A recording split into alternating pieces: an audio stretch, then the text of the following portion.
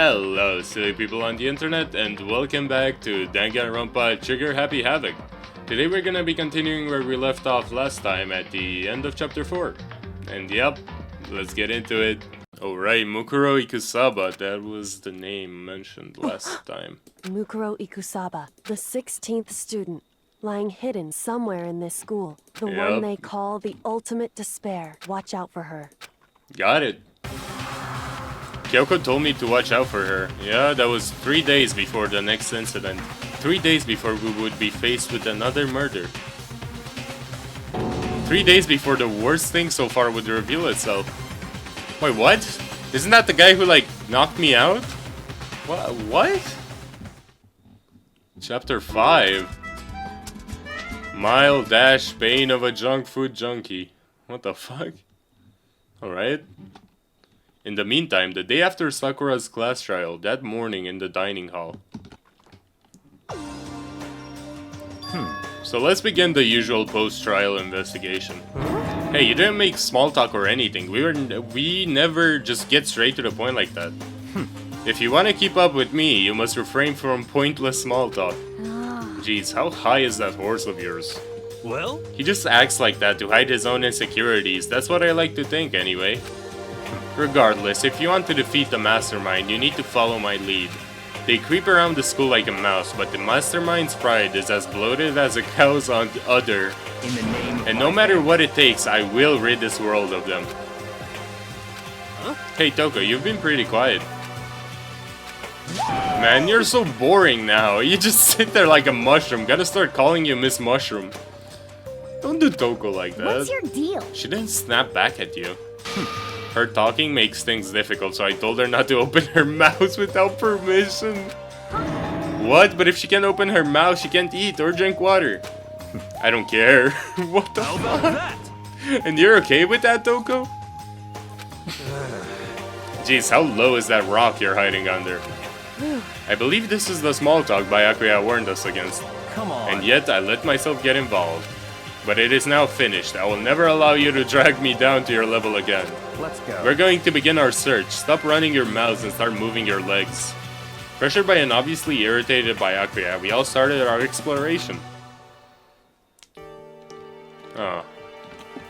What am I exploring again?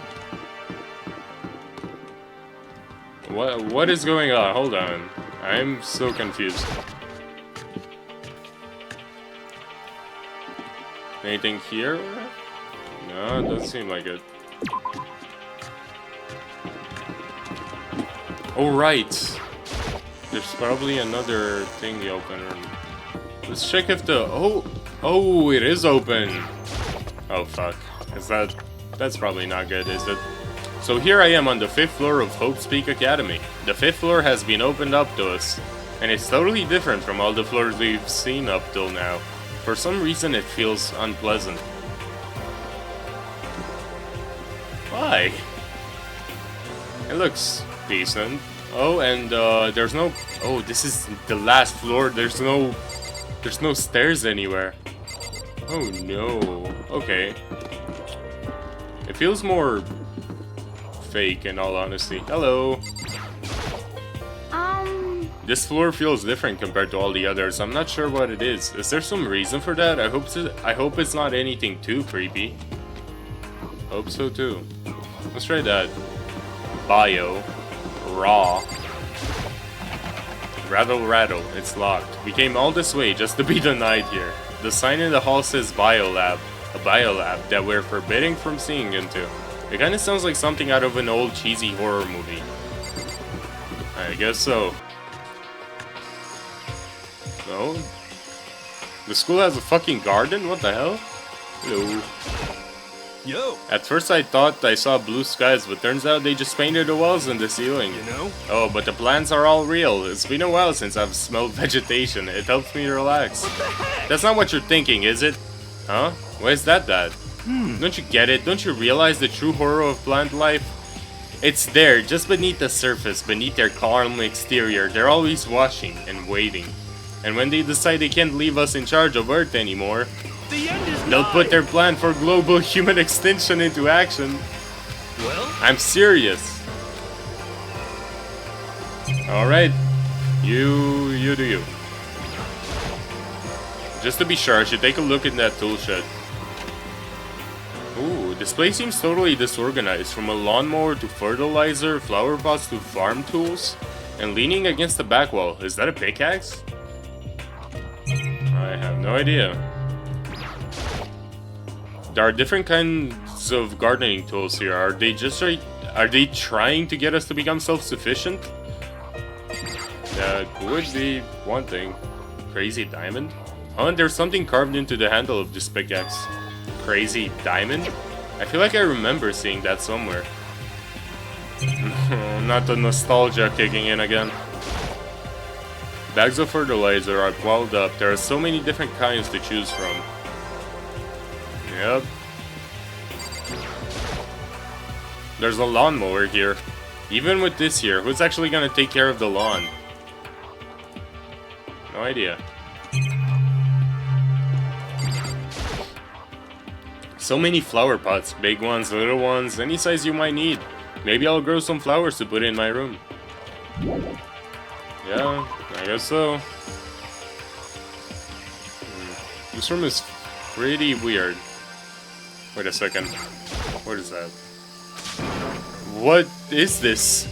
This thing is super weird, super creepy. Flowers aren't supposed to get this big. Is this thing real? Watch out! Watch out! Oh, what? That's a Monokuma flower. I came up with the name myself. Try and touch it, and you're in for some real excitement. Your heart's all like, whoa, and the plant's all like, snap, and your flesh is all like, blah, I'm dead. In other words, it's a monstrosity. Yeah, sounds about right. It's pretty freaking amazing if I do say so myself. A student at Hope's Peak added improvement after improvement and created this miracle creature. The ultimate botanist. Although they don't go here anymore, they died during the tragedy. Actually... By the way, despite how it looks, that flower is super practical. It can eat paper, plastic, even people, so it's totally good for the environment. Well... Such an eco-friendly creation is vital for the future growth of a healthy society. Not that I know anything about that myself. Spouting more and more nonsense, Monokuma eventually disappeared. Whatever it is, I'd better keep my distance. Yeah, probably.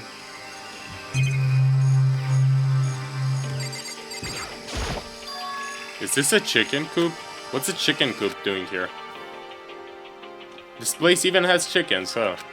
They're just regular chickens, right? Like, they don't eat people or lay bombs instead of eggs or something crazy like that. It seems safe. It's a chicken. It really is, right? Like, I can say that for sure. I think so. I think I'm gonna leave the chickens alone. Oh, you like chickens too, Makoto? Yeah, I love these little guys. They're seriously cute, right? And there's exactly 5 of them here. Exactly? 5, you know, the number that comes after 4 and before 6, at least in terms of natural numbers. Anyway, whenever the number 5 pops up, that's a good omen. It contains the mysteries of the cosmos. I'm at least 30%. It's a number of power, a refreshing number on par with hand-squeezed all-natural lemonade. He never lets me get a word in edgewise. Yeah. Ooh, what is that?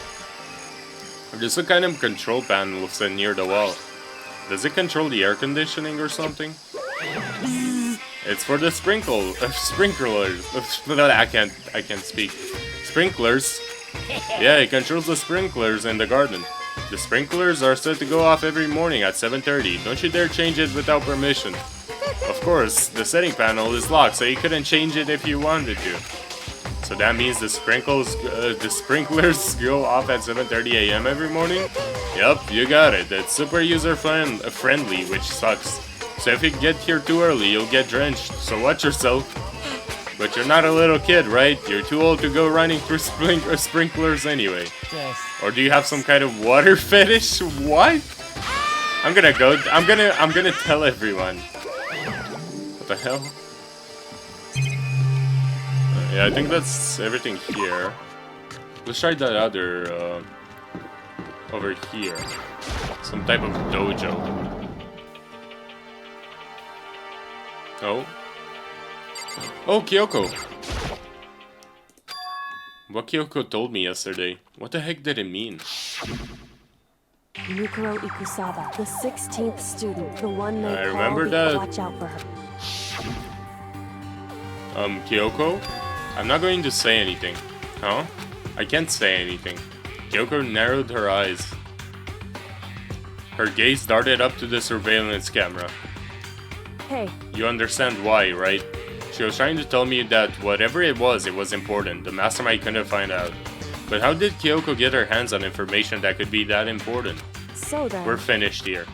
She made it very clear that our conversation had come to an end. And just like usual, I didn't understand anything any better than before.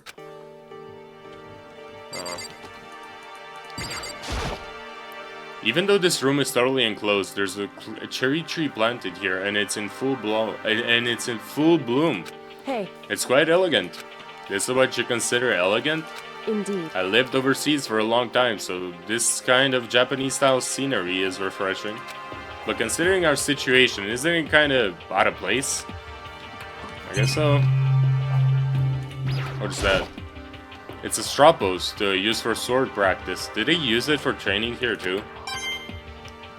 Dude, Sakura... I think Sakura would have loved this.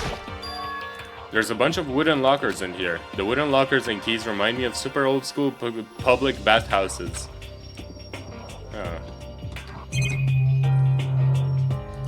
What is that? A suit of armor is on display. It's extremely Japanese. Yep. Anything else? Hey, indeed. Nope, doesn't seem like it. Oh, there is something. That target seems pretty far away. Gotta say, pretty proud of my eyesight. I guess so. No, I don't think there's anything else in here. Did I think I checked everything out, didn't I? Holy shit! What the hell is this? The grotesque horror of the room struck me hard and fast. What I saw was bad enough, but what I smelled... It was sour, pungent, and possibly rank. It smells awful, doesn't it? It must be at least vaguely familiar to you, after all. You've been around your fair share of corpses. Are you saying... It's the smell of death, their flesh and fat and blood. There was no surprise in his voice, no shock. But he was right, I had experienced the smell more than once before. It was the smell of death and despair. But the smell here is strong, dense. It's the smell of a battlefield. Monokuma must have... What? My fault again! Stop trying to blame everything on me. If you hadn't done what you did, this never would have happened. No, it's quite the opposite. The opposite? Yup, let me give you an itty-bitty, iggy, squeaky little hint. As far as this room goes, I don't know a thing. I just left it exactly how I found it. What? Yes, indeed. How's that for a hint? Better than those stupid hints you get from NPCs in those mean old RPGs. But it's pretty scary, huh? Blood all over the walls and junk. Of course, even in the outside world, people die bloody, gruesome deaths every day. So it's not really a big deal. Just keep your chin up and keep on living, soldier. What's he talking about? He just left it the way he found it? What's the meaning of all this? Oh god. There are white chalk outlines drawn all over the floor. How many bodies were there? I've seen this kind of thing on detective shows and stuff like that. You always see it at the scene of a murder. I wish I could say I don't believe it.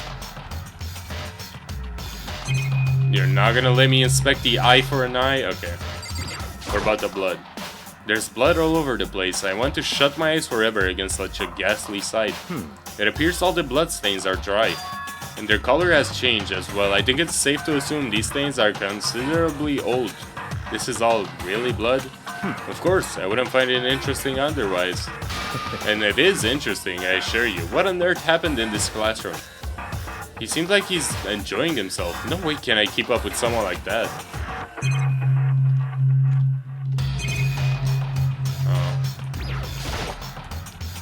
Oh, fuck.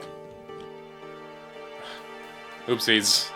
I guess I've seen what there is to see up here for now, but once again, nothing I found seems to make any real sense. I need to head back to the dining hall and find out what the others turned up.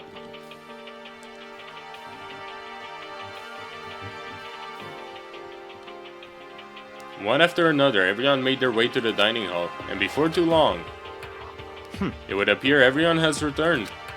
But still, it's just the 6 of us. That's barely enough for a decent volleyball team. Just a second. Hey, don't be a sourpuss. We gotta think positive. Besides, even if one more person dies, we can still field the basketball team. Hey. That's like reverse positive thinking. Anyway, there's no time to be depressed. For the sake of everyone we've lost, we have to do our best. Can we stop all this group hug nonsense? We need to find out what everyone discovered. By the way, did any of you find it? The other strange room on the 5th floor? Well, no. Strange is a massive understatement. The smell of flesh and fat and blood. The white outlines of countless corpses. It was more dreadful than anything I've encountered here so far. What the hell are you talking about? The smell itself was horrific, far beyond any normal murder scene. Every body smell concentrated. Huh? God, I'm glad I didn't see it. I feel like I'm gonna barf just hearing you describe it. But I mean, what the hell happened in that room? So in other I can only words- think of one thing. A large group of people died right there in that room. A bunch of people were killed in there? Stop, seriously, I'm gonna throw up. It can't Perhaps be. that's what was meant by the biggest, most awful, most tragic event in human history. Huh? You're thinking the same thing then. My theory is the mass murder that took place in that room was the incident said to have happened 1 year ago. The awful scene in that room. I mean, this, like, a mass murder makes sense, but I don't think this would be considered the biggest tragedy in all of humanity. I don't think this is it. That was the tragedy that happened a year ago? In other words, Precisely, the tragedy is another name for the genocide of the student body of Hope Speak Academy. If that's true, it's all that would clear. explain why Hope Speak was forced to close its doors. I mean, I guess that all makes sense, but it's all just so awful. Not just awful, super awfully awful. They're right, it's beyond awful. It's terrible, tragic, hopeless. But still, how is it not one of us has ever heard about something like that happening? Does that mean they really did cover it up? I have no idea. Yeah. I checked all the windows on the 5th floor, front to back. They used to be kinda Sakura's job, but... Anyway, no dice. There were metal plates on all the windows, just like everywhere else. Correct. Which means no chance of escape on the 5th floor either. So, But when I was looking around, I realized something about the layout of the school. What exactly did you notice about the layout of the school? Just a second. You took a good look around the 5th floor yourself, didn't you, Makoto? Huh? Why do you ask? So then. Because if you did, you must have noticed the 5th floor is lacking something every other floor has. Something on all the other floors, but not on the 5th floor. Stairs? Are you talking about stairs? There aren't any stairs leading up from the 5th floor. That's what you're talking about, right? Does that mean the 5th floor is the end? Correct. We're finally starting to get a clear picture of the school. All that's left now is to solve the underlying mystery. But that's the hardest part. Okay. Even if it's hard, we still gotta do it. Yeah, Hina's right. Everything will be okay as long as we work together. I'm sure we'll make it out of this. No, not I'm sure. We absolutely will make it out, no matter what it takes. The determination of Makoto. Okay. Kyoko. Hey, My concern is with the biolab. That was the only place on the 5th floor that we couldn't access. The biolab, huh? I wonder what's in there. Could it be? If this were like a cliche horror game, it'd be some kind of creature, the final boss or tyrant or... But We're not in a horror game though. Either way, we don't need to worry about it at the moment. Don't bother thinking about something that can't be understood, no matter how much you think about it. naturally. Your tiny brains can only do so much, so focus on utilizing them efficiently. well. I don't really like how you said it, but what you said is probably the right. What? No, how I said it is right too. Okay, Yasuhiro. You know? Well, there's a big garden up on the 5th floor, and I found more than one thing to be worried about. A stupidly large plant, a chicken coop, I know what you're gonna say, but a tool shed. Alright, let me ask about it. You know? A stupidly large plant. Monokuma said that was called a Monokuma flower. Even touching it seems dangerous, so we have to be careful. You're serious? It's totally a man-eating plant. I'm pretty sure it's different from the one that lives in the pipe, though. Anyway, that thing must benefit from the sprinkler system as much as anything else in there. Oh yeah, apparently the sprinklers come on every morning at 7:30 on the dot. Yeah, remember that. You don't want to get drenched and catch a cold. Yeah. Well, you don't have to worry. They say idiots never catch colds, you know? Damn, of course not, because idiots never get wet. I think you're thinking of ducks. I'm starting to worry about you, Hero. Can you tell me what 10 plus 10 is? Hey, come on, you don't always have to call me dumb. I may have been held back 3 times, but that doesn't make me stupid. But if it'll make you all happy, I'll answer your dumb question. So, what was the question again? Don't worry, you just answered it. Alright. You know? A chicken coop. There were a bunch of chickens in the chicken coop, right? That's right, 5. 5 chickens. I love chickens. Let's raise them up big and fat, then we can make fried chicken. Oh, or barbecue. Decisions. Oh, how about raw? Because there's nothing fresher than raw, right? I'm pretty sure that just killed you. Yeah. You know? A tool shed. You noticed it too, that pickaxe. What? Huh, what about the pickaxe? Well, there was a pickaxe in the tool shed. And the words crazy diamond had been carved into the handle. Haven't we seen that phrase somewhere before? Crazy diamond. Yeah, that does sound kind of familiar, I think. It's true. I don't just think, I know, we've definitely seen that phrase before. Huh? Where? Ah, that's it, I remember. Wait, isn't Crazy Diamond a JoJo reference? Oh. Oh, never mind. It was Amondo's uniform on the back of his jacket. His jacket said the same thing, right? Crazy Diamond. I see. You're absolutely right. But why would that be on the pickaxe in the garden? Could it be? Mondo must have snuck in there and done it, right? No. Not possible. But we didn't have access to the garden until today. That's right. Then maybe Mondo brought it with him when he first came here and Monokuma confiscated it? Maybe. Whatever the reason, that's what stuck out to me in the tool shed, the pickaxe connected to Mondo. Well, what stuck out to me wasn't the pickaxe at all. Huh? Then what did? Yo. What I noticed was the lawnmower. I'm thinking maybe we can use it to call for help. What? How are you gonna call for help with the lawnmower? I don't know, maybe I can use it to make crop circles or something. Yeah, that's it, I'm gonna make crop circles. Well. And we can use those to call for help. What the heck happened to you? You weren't like this in the beginning, you know? You know? Well, back then my personality hadn't quite solidified yet. I didn't think it was possible, but I'm more disappointed in you now than I've ever been. Alright, Toko. Hey, Byakuya, it seems like Toko wants to say something. What? So, why are you telling me? Hey. Well, because you told her to zip it or whatever. I'd forgotten about that. Jesus, man, I know you like torturing her, but come on. Well, Toko, if you want to envelop us all in your putrid breath, I won't stop you. You honor me, master. And don't worry, I took care of the odor What? You're just gonna take it? Shut up, and don't interrupt when master and me are talking. Okay, so what did you want to tell us? Well, I was in a classroom on the 5th floor and something caught my attention. It was this. A knife? Whoa, that thing is huge. It's like Rambo size. What? It's a survival knife of some type. But what was it doing in the classroom? How would I know? Very What are you gonna use that knife for? What are you planning to do to us? I'm not gonna do anything. I just picked it up. I didn't want to leave a knife just laying around. How about I'd rather have it laying around than in the hands of a serial killer. Don't compare me to her. I'm nothing like her. Listen, more important. Now that we have the knife, what are we gonna do with it? You know? We can't let Toko keep it, that's for sure. We don't know what she might do. What's I don't your want it problem? anyway. It's too dangerous. So what to do? So then, Why don't you hang on to it, Makoto?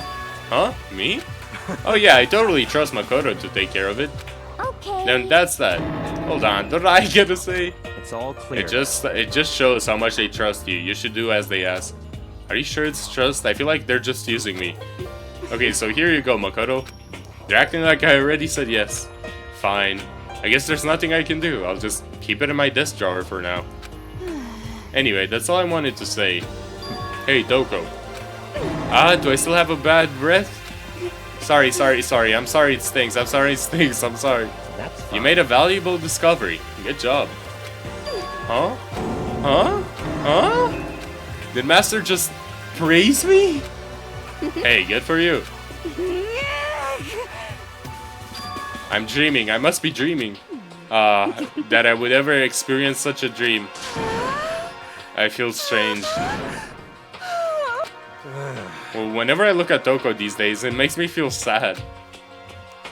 Well, I think that's all the new information we have for now. Yo. So, now what do we do? Well, starting today, you're all under my command, but before we proceed, I need to figure something out. No Jeez, way. how cocky can you be? You're gonna bust through the ceiling if your head gets any bigger. So what is it you want to figure out? Kyoko's identity. Huh? Well... Kyoko's identity, but Kyoko is Kyoko, right? Yes, but who is she? The rest of us have a clear, definable reason for having been selected to attend Hope Speak Academy. Hina's the ultimate swimming pro, Hiro's the ultimate clairvoyant, even Makoto is the ultimate lucky student. More unlucky than lucky these days, but... So what about Kyoko? Can anyone tell me what she is? Now that she mentioned it, she's never told us. Well, Kyoko doesn't really like talking about herself anyway, right? It's not a matter of what she likes or doesn't like. This is a matter of trust. Can you trust someone who's unwilling to reveal their true identity? We need to avoid raising any more unnecessary suspicion. So Kyoko, it's time you told us. I can't. What? Why won't you tell us? Wrong. I didn't say I won't. I said I can't. What the heck? What do you mean? So... Because I don't remember. What? I have no memory of what I am. You have no memory? You mean... amnesia? What? If I thought you had a sense of humor, I'd say you were joking, but this is a... but if this is a joke, I'm not laughing. This is... You can't be very serious right now, suspicious. can you? I knew you wouldn't believe me. That's why I didn't say anything. However... But it doesn't matter. Either way, the truth will make itself clear before we're done. What? So you have no intention of telling us, then I can no longer stand by and do nothing. Hey, What are you going to do? Torture me? Nothing so barbaric as that. It's all I will clear. simply limit your options. I can allow you to engage in any further suspicious activity. what? Limit my options? Just give me the up. key to your room. But if she gives you her room key, she can't go to sleep in her room. She'll be breaking a school regulation. And if she doesn't want that, she'll talk. It's easy. All she has to do is tell us about herself. You really think you can do that, bro? You're kind of skitty to be like... Okay, well, never mind. Just hold on. A threat like that... That's fine. Fine, I understand. Good, you're finally in the mood for conversation. Without saying a word, Kyoko walked right up to Byakuya and held out her room key to him. It can't be. You damn fool. Why do you refuse to talk? Because... Whether I want to or not, I can't. All I can do is keep telling you that. So, Maybe she really did lose her memory. If you really think about it, it doesn't sound totally impossible. This is the worst school ever, where only the worst stuff happens, right? Amnesia would fit right in. However... The worst school, where only the worst things happen. Do you really mean that? Huh? Hey, Can you really be sure that life here has been filled with only the worst things? What do you mean? Perhaps I've said too much. Kyoko then turned her back on us and without a word began to walk away. Come on. Where do you think you're going? goodbye. Don't worry, I'm not going to do anything to harm any of you. Those were her last words as she left. Kyoko's last words. The dining hall was silent. The only sound was the door opening and closing as Kyoko left the room. What the heck? What's her deal? But... I think you went too far taking her room key like that. For her, that wasn't far enough. Or maybe she okay. Stop. You're getting noisy again, Toko. Come on. Sorry, I can still hear you. The sound of you breathing, of your heart beating, it grates on me. Are you telling her to die? I mean, I know how you feel, but what's Kyoko gonna do now? Plus the situation. It's just like before. It's no different from when everyone started accusing Sakura. And I'm no different either. I still can't stop anyone. What the hell? Why are you yelling all of a sudden? I mean... Cause look. It's you! How long have you been standing there? I'm very, very angry! Angry at what? At the thief. Yes, that's right. I'm very sad to have to tell you there's a thief in your midst. What? My precious. They stole it. You're precious. Your teacher had such faith in you. And this is how you repay me? With betrayal? reality is filled with so much hardship, isn't it? No wonder people run away into their fantasies. But what the heck is your precious? Shut up. I hope all of you get stuck in a hiring freeze and die penniless on the street. What the heck? And he's gone. What the heck was that all about? So, He said something about his precious getting stolen. Does anyone have any idea what that might mean? As it likely has something to do with Kyoko. Huh? Who else other than her would be willing and able to steal something from Monokuma? Did Kyoko really steal something from Monokuma? But if that's true, what was it? And why would she do that? Ding dong, ding bong.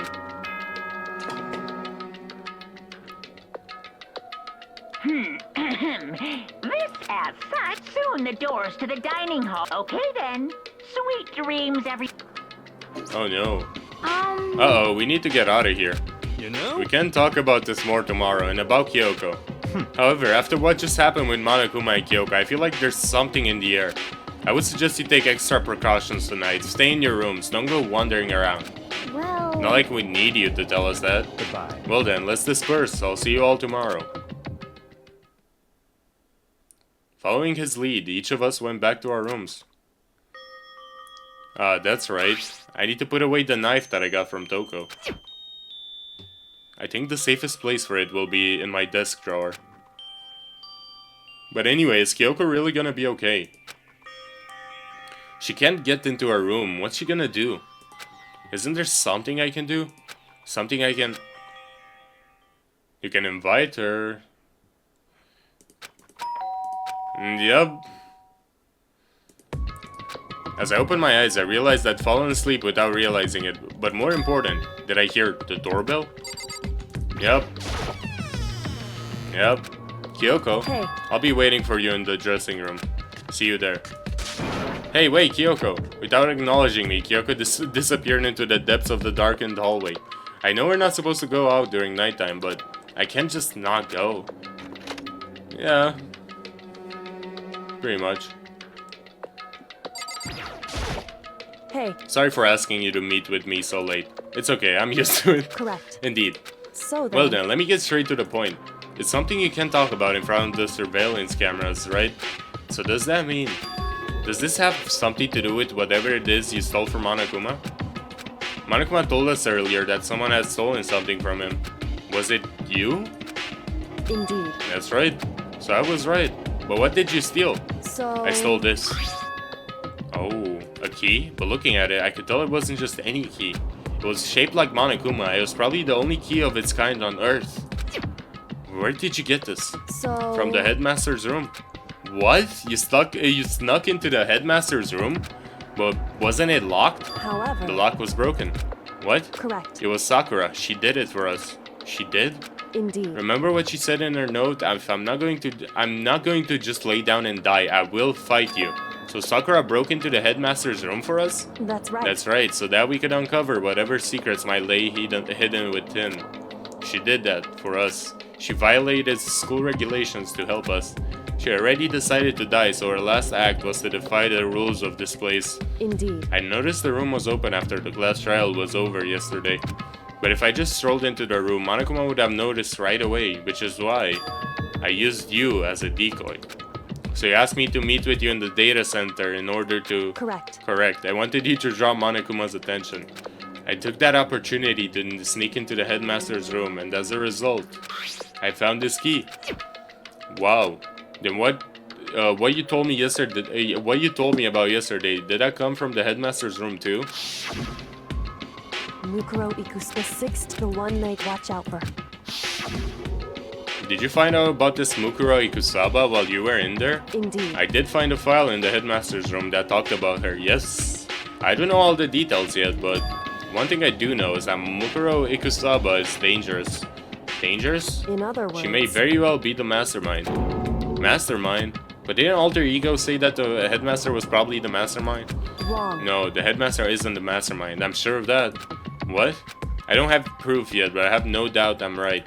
To make such a strong statement without proof, that's not like Kyoko at all.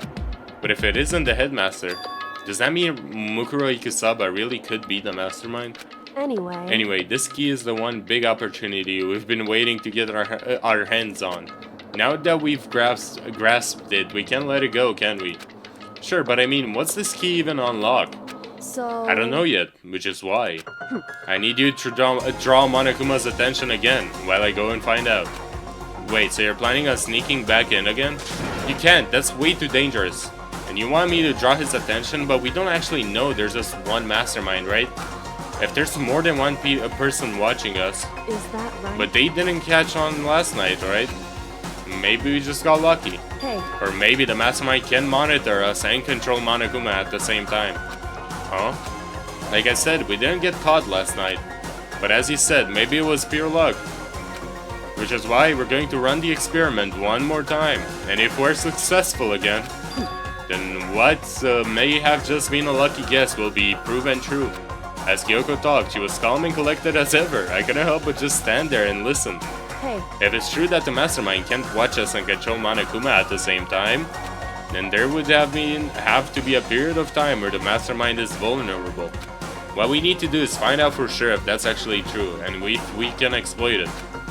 Maybe, but no matter what the reward, the risk is just too high. When I think what might happen if we fail, why is that? I don't think you need to worry about all that much. After all, with minimal restrictions, you are free to explore Hope's Peak Academy at your discretion. No restrictions have been placed on our efforts to solve the mystery, am I wrong? Even when I took the key, I didn't break any rules as far as I can tell. But if the mastermind decides to do something, all the rules in the world won't matter. He could just kill us all without a second thought. I see. In that case, even if the plan fails, we'll still be able to prove or disprove that hypothesis. What? Correct. In a moment of crisis, will the mastermind break their own rules or adhere to them no matter what? In other words, We gain something whether we succeed or not. Now, there's no reason not to do it, right? But if you spend all your time trying to avoid danger, you'll never move forward. damn, we know the danger, but if that risk means solving the mystery, we have no choice. Hey, Am I wrong? At that moment, I finally realized I had never seen the slightest hint of fear or despair in Kyoko's eyes. Her gaze was firmly fixed on the mystery ahead and the enemy standing before us, and with that in view, she just smiled. I can't change how I feel, and wouldn't if I could. Then Kyoko took something from her coat pocket and held it out to me. Huh? What's this? it's true. Consider it a symbol of my determination. Don't open it yet. Only open it if something ever happens to me. If something happens, However, I'm not planning on dying, but there's always a chance on it, and the death without meaning is unappealing. hey, Please, I want you to hold on to it for me. Fine, I hold on to it just because you asked me to. But I'm gonna give it back at some point. You can be sure of that. indeed. Yes, of course. Hey, Oh, and one more thing. You can tell anyone else about what I've discovered. Sure, because then there's the chance the mastermind might find out, right? indeed. Well, there's that too. Huh? You mean there's something else? Well, It's nothing. Forget I said anything. I can't just forget that easily. so then, Okay then, shall we begin? Makoto. I'm counting on you, Makoto. I just have to get Monokuma's attention, right? No, I'll give it my best shot. Goodbye. I'm going on ahead. The rest is up to you. Her curt goodbye was no different from any other time, and like every other time, she moved at a brisk pace as she left. What wasn't like every other time was the sudden knot I felt in my stomach as I watched her walk away. No, everything's gonna be fine, I know it, because it's Kyoko. Talking to myself helped shake off some of my anxiety, and then I got to work. Okay, let's do this. Hey Monokuma, you can see me? Get out of here, I've got a bone to pick with you. Then a few moments later. Monokuma appears! Well, this is a surprise, you being the one to call me out. Hey, by the way, huh? Most What were you and Kyoko up to, going to the bathhouse, just the two of you, in the middle of the night? Definitely a hot and steamy moment, wouldn't you say? So warm and wet, so wet and warm, I bet you guys... Removed to conform with local and international censorship laws? Alright! all over her, didn't you? Not gonna talk, huh? Sure, I get it. Well, whatever. Unlike you, I have absolutely no interest in late-night bath scenes. Because I like to maintain a healthy life of observation, far away from X-rated exploits. Oh, so is that why there's no surveillance cameras in the bathhouse? Bullseye. Or is it maybe because the lens gets all fogged up and you can't see anything anyway? Sounds like that's the bullseye to me. Anyway, you went to all that trouble to get me out here. Now what do you want? Oh well, there's just something I wanted to confirm with you. Say what? Whether I'm a mademoiselle or a dude fella? Actually... But in the Bear Kingdom, there is no male or female. Actually, there is. What? Seriously? My Then what am I? existence! What my entire existence? This is... That's enough. I'll get stuck if I think about it too much. So what did you really want to ask me? Oh well, you told us earlier that your precious had been stolen. What's this precious of yours? What are you... Listen, I'm sure this is a silly question. No way it's possible and all, but... Is that seriously what you dragged me out here to ask me? You gotta be kidding me. You gotta be 100 megaton freaking kidding me. You're not gonna ask something useful like how to get the best honey or signed breeding tips. This is just crazy. Are all pubescent teen boys as nutty as you? God, you're so annoying. Fine, I'll tell you. It was a key and tags. That's it. What was that second thing? It's a blank, stupid. A secret. Fill it in yourself. Making me trudge all the way out here for that. I'd like to see what's going on in that brain of yours. And then next time you summon me for something so stupid, I'll open up your skull and find out. Dropping more than a few swear words, Monokuma stormed off. Whew. I hope I kept them distracted long enough. Now all I can do is wait and hope Kyoko makes it out okay. No, she'll be fine. It's Kyoko after all. I'm sure she's fine, right? I went back to my room and laid down, doing my best to settle my nerves and get back to sleep. Oh? What the hell? Since when was this a 3D game? Sakura? What the fuck is bro doing? Holy shit!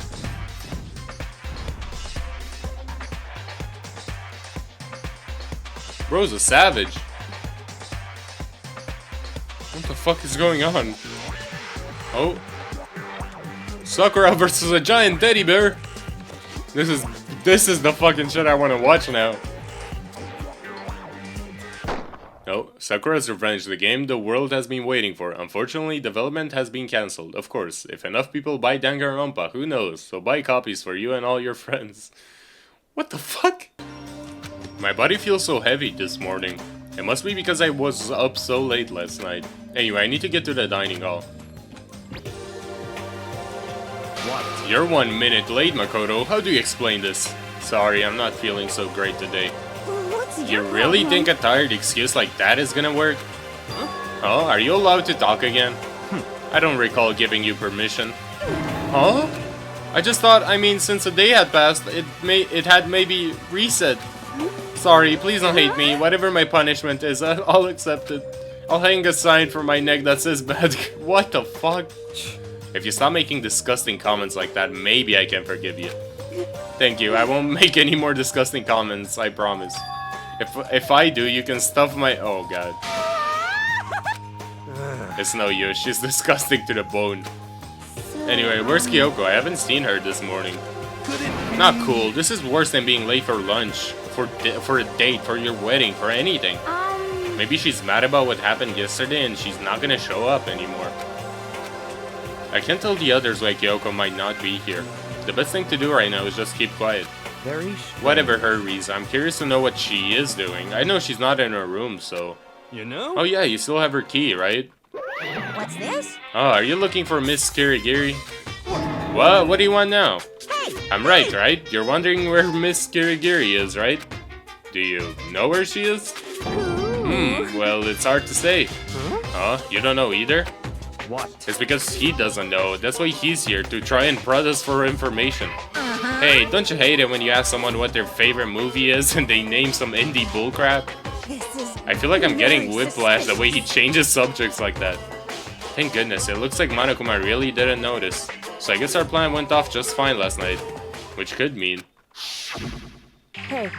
Maybe the mastermind can't monitor us. Oh. Could she have been right about that? Hey! So, was I right? You're looking for Miss Scary Gary. Any idea where she might have gone? We have no idea. And even if we did, we wouldn't tell you. For serious. I see. Well, fine. Whatever. I don't care anymore. Sayonara, suckers. As soon as he was gone, we all glanced around at each other. So, what was that just now? Does that mean Monokuma doesn't know where she is either? It would seem that way. You know? Where the heck could she have gone? Don't you think we should all go look for her? And how would you suggest we approach that task? Even Monokuma can seem to locate her. Very Yeah, how can he suspicious. not know where she is? Yeah, So totally. strange.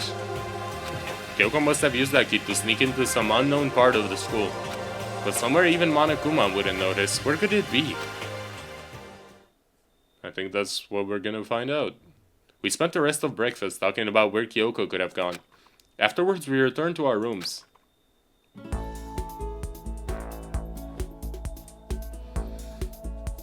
Whew! Breakfast didn't help me feel any more upbeat, that's for sure. I feel like this is more than just me staying up late last night. Free time! I don't think I've actually tried talking to Byakuya ever since the game started, like, during free time, so I want to try that. What? What, did you need something? Should I talk to Byakuya? Yeah. That's fine. Fine, I don't mind allowing you to indulge in my attention. I hope you appreciate this. I spent some time with Byakuya. Byakuya and I grew a little closer today. Yeah, sure.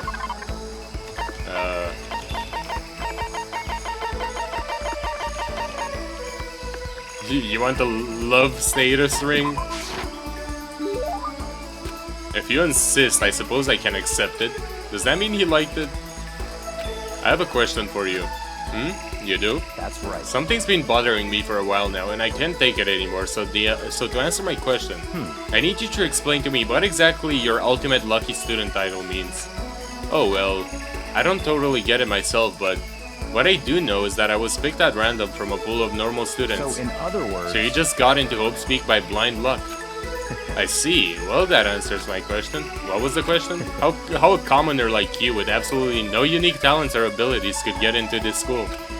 Oh, I forgot to mention boring. How a boring, untalented, utterly generic commoner got in?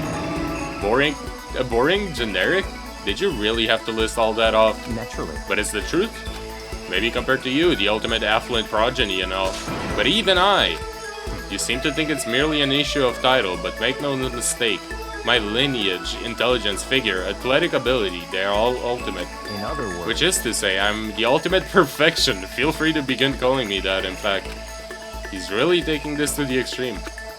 You who have nothing, I who have everything. We are living proof that all men are not created equal.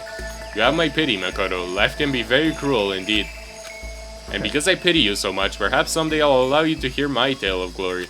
Consider it a blessing, a gift from me to you, to allow you to bask in my glory. Having finished his mean-spirited lecture, Byakuya left me standing there in silence. I learned one thing about Byakuya today. Anytime I talk to him, I need to be prepared for extreme psychological trauma. Yeah, fair enough. I guess I should also try talking to Toko. Makoto, are you leering at me? What are you thinking? What are you planning to do to me? Yep. I was perfectly happy spending time by myself, but I guess if you're so desperate for attention, I can hang out for a little bit. I spent some time with the cold and distant Toko. Toko and I grew a little closer today. Sure. Hey, Toko, do you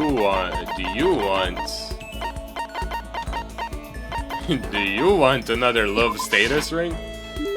You don't really, do you? No, you're just trying to trick me, trying to make me the butt of your joke. I get the impression that she liked it. That's good. She's just standing there. Does she want something? But she's not saying anything. Maybe I should try to start a conversation. Toko? What, you wanna talk to me? Well, I can't stop you, so talk already. Okay, sure, but what should I say? So, what do you like to do in your spare time? Why do you wanna know? Well, I mean, you know. We're trapped here together, right? If we're gonna be friends, it'd be nice get to know each other. Huh? What did you just say? After that part about being trapped, we're gonna be what? Friends? What do you mean, friends? You think I'm stupid? You're trying to trick me. I've already been hurt once before. I'm not gonna let it happen again. You've been hurt? What happened? Anyway, Come on, you don't really care about me. You don't want to know about me. Even I know that. No, that's not true. Fine, then tell me. Tell you what. You know why they call me the ultimate writing prodigy, right? Yeah, sure, you've won all kinds of literature prizes and stuff. Then tell me what I'm good at. Tell me what my genre speciality is. If you really want to convince me, give a crap. You should at least know that. Romance. It's romance, of course. Oh, you actually knew? Your biggest success was So Lingers the Ocean, right? Everyone says it's your masterpiece. The book was such a hit that the fisherman shot to the top of all the hottest men polls, right? How did you know all that? There's no way you care about me. I'm telling you I do. I mean, we're friends, aren't we? I'm blind. Your straightforward nature blinded me. Toka ran off, screaming like a banshee. I'm not really sure. Does she hate me now?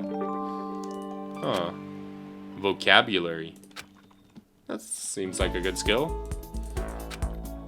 Alright. That was something. Oh no. The music changed.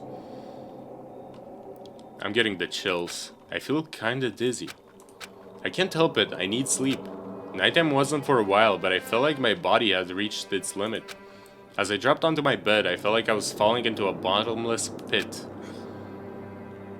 Oh no. I was unconscious before my head hit the pillow.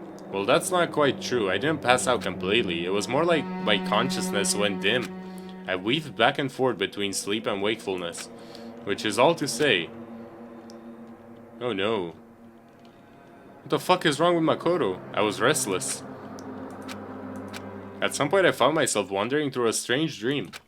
A fever dream? Oh no. And within the dream, a voice echoed across the walls of my mind. I understand. That voice. It's so familiar. Ah, it's... I understand. It's me. I understand. You understand? I should understand everything. My goal isn't to get out of here. It's to stay here. Huh? What am I trying to say? Hope. This is all for hope. And that's why I have to stay. I have to stay here. What? Okay, that was a strange dream. No. My dream just now. What? So strange. Huh? No. Oh no.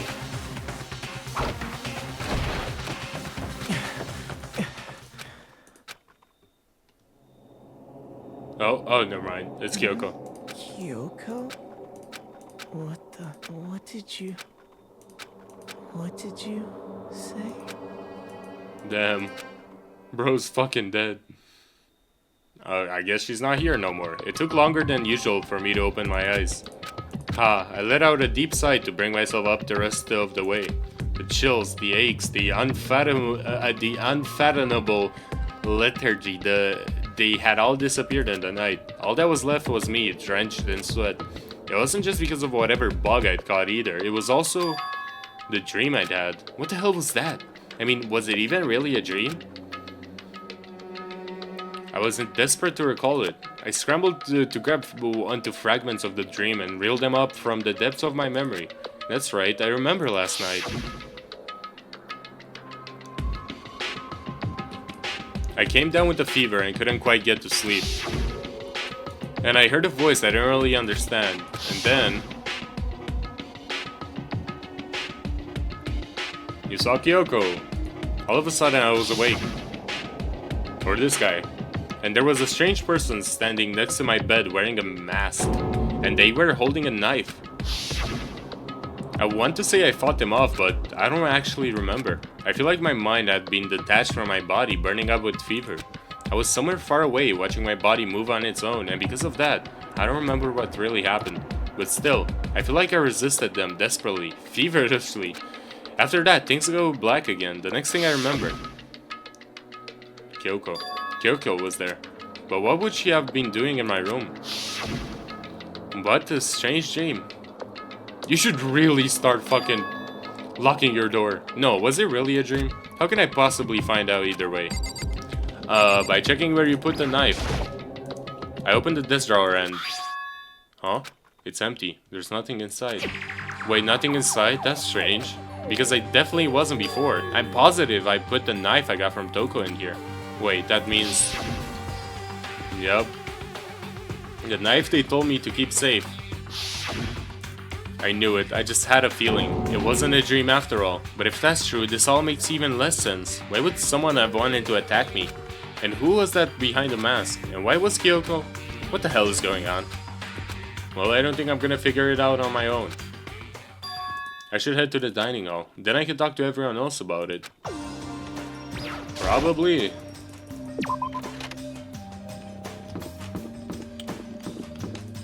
Was that the mastermind with the knife? I don't even know. Why would the mastermind try to kill me though? That doesn't make much sense. Why are you the only one here? Ah, Makoto, yep, that's Makoto. Sure as the sky's blue. Hey, Hina. You really had me worried, you know? What happened to you last night? Worried? Yeah, right after nighttime hit, we all went to get you. We were hammering away at your doorbell, but you never answered. We thought maybe you'd been, you know... I mean, not that it actually happened. I mean, nobody here would want to, you know... So anyway, what were you doing? I didn't feel good, so I went right to bed. I had no idea you guys even showed up. But why did you come to get me? Did something happen? Well, lots of stuff actually. I'm not sure I can really explain. Okay. Let's go meet up with everyone else, then they can tell you about it. So is everyone waiting somewhere else or something? That's right. Oh yeah, we all stayed up the whole night. The whole night? I lost at rock, paper, scissors, so I had to come get breakfast for everyone. Okay. So you got here just in time. Come on, help me carry it. Okay, sure. Everyone's in the gym. Hurry up, I'll meet you there. The gym? Why is everyone in the gym? And the entire night? This is weird. Alright, let's see. Hello. Ah, there he is. Huh? This is worse than hey, being late for Makoto. your wedding, the birth of your son, and your own funeral, all at once. What? Jeez, to show up now like it's no big deal. You made us stay up all night while you slept like a baby in your bed. Just like Hina said, everyone was there besides Kyoko. And then I noticed, they'd formed a circle around something. As soon as I saw what that something was, what the? Before I could catch myself, I cried out. Spread out in front of them were the remains of Monokuma. What are you doing? What does it look like? We're dismantling it to see what makes it tick. Damn. Dismantling? But I mean, that's Monokuma you're messing with, right? Yeah, that's right. She's not phased. Damn. Relax, there's no danger. You say that, but... What is this? What are you guys doing? Holy shit. What the fuck happened to bro? It looks like it's been professionally disassembled. How is that possible? Tearing apart something like that isn't dangerous? Seriously, what are you thinking? How can you say tearing apart something like that isn't dangerous? It isn't. What do you want us to say? Well, I guess I'll handle this. I'll explain what's going on, Makoto, because that's how much I like you. Back when I found this little fella laying around, then we tore it apart. That doesn't explain anything. What? Just before we went to bed last night, I came to the gym to try and talk to Monokuma. I wanted to see if he had any new information about Kyoko's disappearance. And I found him here, just like normal. However, when I found him, he was no more than a regular toy. He didn't react, didn't say a word. You're saying he wasn't moving at all? I waited there until nighttime officially began, but still, Monokuma laid there motionless. I gathered everyone up as quickly as possible so they could take a look. Even then, he still didn't make a move. So I immediately initiated the disassembly process. It was master stroke of genius, a chance to find out what made Monokuma tick. One thing we discovered is that he's quite a sophisticated machine. It's leagues beyond any normal remote control toy. Who has enough free time to invest in something like that anyway? But besides that, what I'm wondering is, why did he stop moving all of a sudden? I thought maybe he'd malfunctioned, but we didn't find any cause as we were taking him apart. So if he didn't break down, So in other then maybe words, something happened to his puppeteer, the mastermind, something unexpected. I can't imagine any other possibility. Something unexpected? They were probably so scared of Master they ran away in terror. Or maybe they got sick or something? But Monokuma made his announcement this morning, right? Who was that if not the mastermind? Oh, I'm sure that's a recording. It's set to a timer and plays as necessary. That's true. He says the exact same thing every day, right?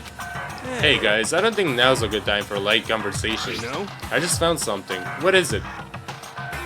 That looks like a fucking bomb. It's what? A bomb. There's one installed in every Monokuma robot, I'm sure. A bomb? That's super bad. We need to get rid of it. Roger that. It appears the bomb has a motion sensor. Any sudden movements, it's sure to go off. Motion sensor for serious? Oh, I'm starting to get all shaky. Just a second. Hey, get it together. You're a man, aren't you? I'm fine. I'm totally fine. You're so not fine. You're all Oh, I probably should have mentioned the motion sensor is off right now. Jeez, don't scare me like that. God, you're like the world's most spineless worm of the century. Don't be mean. Hey, come on. The century's just getting started. Don't call the race already. Whatever, just hurry up and put the bomb down. Hanging on to it's not gonna do anyone any good. Oh yeah, good call. Well, Okay, it's down. Everything's all good. Kira put the bomb down, but that wasn't my main concern at that point. Couldn't they just like throw the bomb at a wall and make like the wall explode and then just jump off of the school? Okay. My eyes were glued to Monokuma's remains. He just stopped moving all of a sudden. Was it really because something had happened to the mastermind that they weren't expecting? But what could that have been? When I thought about it, yeah, that definitely seems like the mastermind. Probably. I couldn't help but think back to the night before, being attacked by the masked figure. He was the one that knocked you out while you were in that room. Hey, Makoto? Huh? hey. Don't tell us. Did you hear a thing we just said? Huh? So that's a no. What are you, some kind of brain-dead farm animal? Sorry. We were saying, since we're done dismantling Monokuma, what should we do now? And we've decided to continue our offensive assault. it's all clear. To try and uncover the mastermind's true identity, we're going to break into the headmaster's room. Really? Naturally. Since the mastermind appears to have stopped all activity, now's our chance, wouldn't you agree? But if the mastermind comes back while we're in there, if you're scared, you're welcome to stay here by yourself. Or go live in the chicken coop with all the other chickens. You can be chicken number 6. Such It's a battle, a fight to the death between us and the mastermind. We don't have time to deliberate. But Yeah, I mean, I don't want to have to kill each other or anyone else, but we have a chance now. Come on. So what are you gonna do? Are you gonna run away or are you going to fight?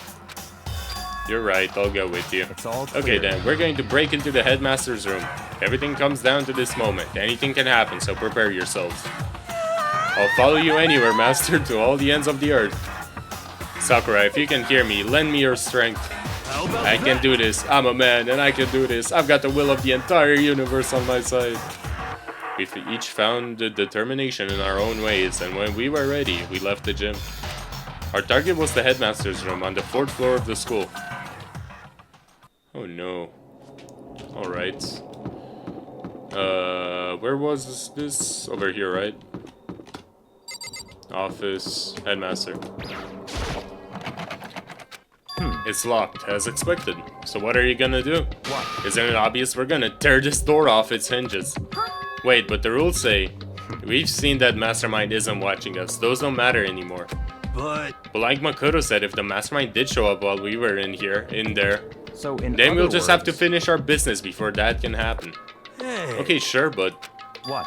we've come this far. We can't back down now. We agreed this is what we have to do, so we have to do it. I mean, didn't we agree that, like, if the mastermind couldn't control Monokuma, like, if the mastermind can control Monokuma and also monitor us at the same time, and now that they can control Monokuma, they might be able to actually see us, just not, like, intervene. That would be pretty bad. So beautiful. I mean, We're serious? what the heck? We don't have any choice. We're desperate. Okay. Let's do it. Let's rip this door down. actually, Okay, but how are we gonna do that? This thing looks pretty sturdy. Then we'll need something sturdy of our own. Oh, what about that one thing? The thing in the tool shed. Oh yeah, the pickaxe. I see. Interesting. That could very well be exactly what we need. Now then, Toko, what time is it? Well, when we left the gym, it was just before 9 o'clock, so it's probably 9 on the dot now. It's all clear. Okay, go get the pickaxe and be back here by 9:01. That's straight up unreasonable. By myself? Naturally. Surely you like to have your me time once in a while, right? Well, if it's me and you time, Master, then yeah.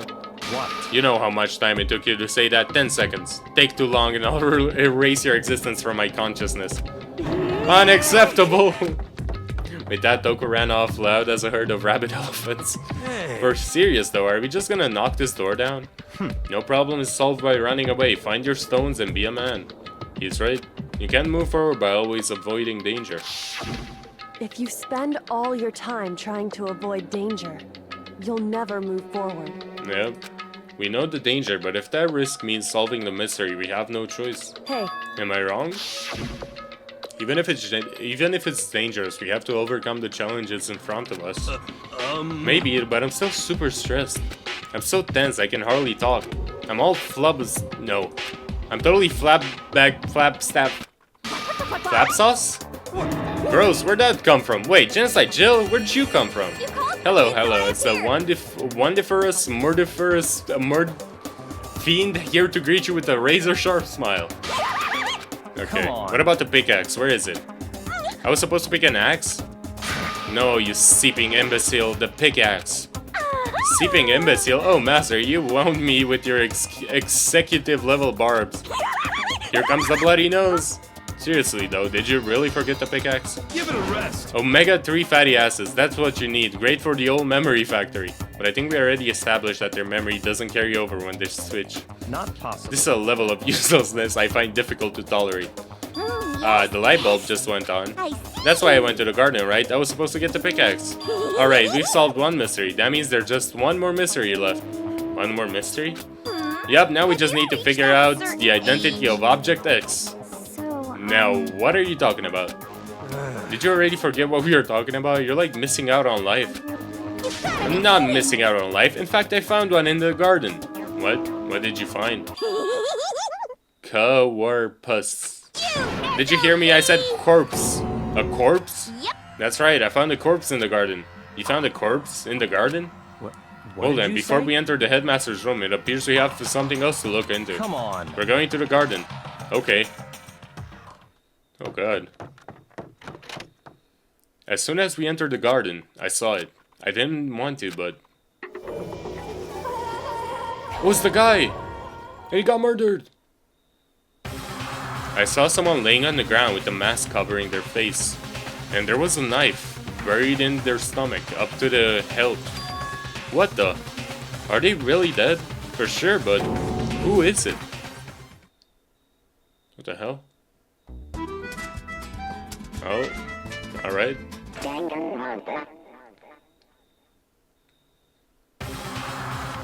Just to make things clear. Yes, that guy. Last night I was attacked by someone wearing a mask. And whoever that was, now they're... I don't know why, but now they're laying dead in front of me. I told you, there's a corpse hanging out here. Are they really dead? Is this really a dead body? What? You need to begin looking around right away, however. Be ever so careful, there's no telling what you might find. Oh. We need to find out who this actually is, but there's no way to tell with the mask covering their face like that. And with the white coat they're wearing makes it impossible to really tell anything about the body itself. The victim is a total mystery. I don't like that the shoes are like purple. Only Kyoko is purple. Oh no. But one thing I do know is that whoever this is, they attacked me last night in my room. Why don't you just grab his fucking mask off? But why? How did they wind up dead in here? Grab the mask! Their heart isn't beating, they're not breathing. All signs of life have come to a complete stop. Thanks to the knife that's been driven into their stomach, their clothes are stained a bright red. It appears the bleeding has stopped, but the blood that's there is still wet. Be careful, you don't touch it and get some on you. How can you be so calm at a time like this? Who is it? Their face and body are all hidden, so I don't have a clue. I'm pretty sure it's a girl at least. Huh? How can you tell? Well, I think I see the outline of her chest and just the general shape of the body. Yeah, the more I look, I'm sure it's a girl. Really? Then it could be... Okay then. Let's just tear the mask clean off. Yeah? Come on. Wait, don't... But by the time he called out, it was already too late. Toko's hand shot out towards the mask. And in the next instant... Oh! This bro really didn't want to do a face reveal. There was a blinding light and a deafening roar. The body blew up. It blew up, it blew up, it blew up, it blew up, it blew up. My vision started to darken. I prepared to pass out. But then... Come on. Hurry up, put out the fire. As my consciousness attempted to float away, that voice reached up and pulled it back down to earth. Someone pressed something into my hands. It was a bucket of water. Come on, dump the water on it. Okay. The upper half of the body was on fire. I took aim and tossed the water as hard as I could. Sploosh. Thankfully, that was enough to put out the fire. I died down, leaving behind only the unpleasant smell of burning. Yeah, now we really are not sure who the fuck that is. I guess that took care of it. What the hell, man? It exploded? I had a bad feeling about that body, but I never imagined it would explode. And now the body. It's burnt to a crisp. That's beyond well done, man. Don't compare it to a steak. I'll never be able to eat steak again. But now that the body's charred, I really have no idea. How are we gonna find out who it was? Who isn't here right now? Huh? What? If we consider who's not here, that will quickly narrow down who it must be. There's only one person missing. It's Kyoko. Kyoko? That is definitely not Kyoko. I hope. Then that dead body is Kyoko? No, that can't be right. Calm down, I didn't say it was Kyoko. But I mean, who else? There is one other person. In other words, The mastermind. What? The mastermind? Come on, there's no way the mastermind got charbroiled. Get serious. I agree, normally the idea couldn't be worth considering. But I have reason to believe it might be true. The mastermind being dead would explain that other matter, wouldn't it? Monokuma can hardly move around if its master is dead, right? But that corpse is a girl, right? That doesn't make any sense. I mean, remember what Alter Ego said? So that same person might very well be the mastermind who planned all this out. And according to the files, the headmaster is a man in his late 30s. It seems possible, even likely, that he's somewhere in the school right now. What the heck? He said the mastermind is some middle-aged dude, right? Which the corpse obviously isn't. Then could that mean the mastermind isn't the headmaster? Is it the teenage girl Kyoko told me about? The ultimate despair? Huh? Mukuro Ikusaba, the 16th student at Hope Speak. What are you talking about? The other day, Kyoko confided in me. She said there was a 16th student here in the school. what? I think you'd better tell us everything you know. Well, all Kyoko told me was... Mukuro Iku, the 16th student, the one they called Watch Out For. It sounded like Kyoko thinks Mukuro Ikusaba is the mastermind. No, the headmaster isn't the mastermind, I'm sure of that. What? I don't have proof yet, but I have no doubt I'm right. I see. There's another student here and it's a female? That would match the body's characteristics.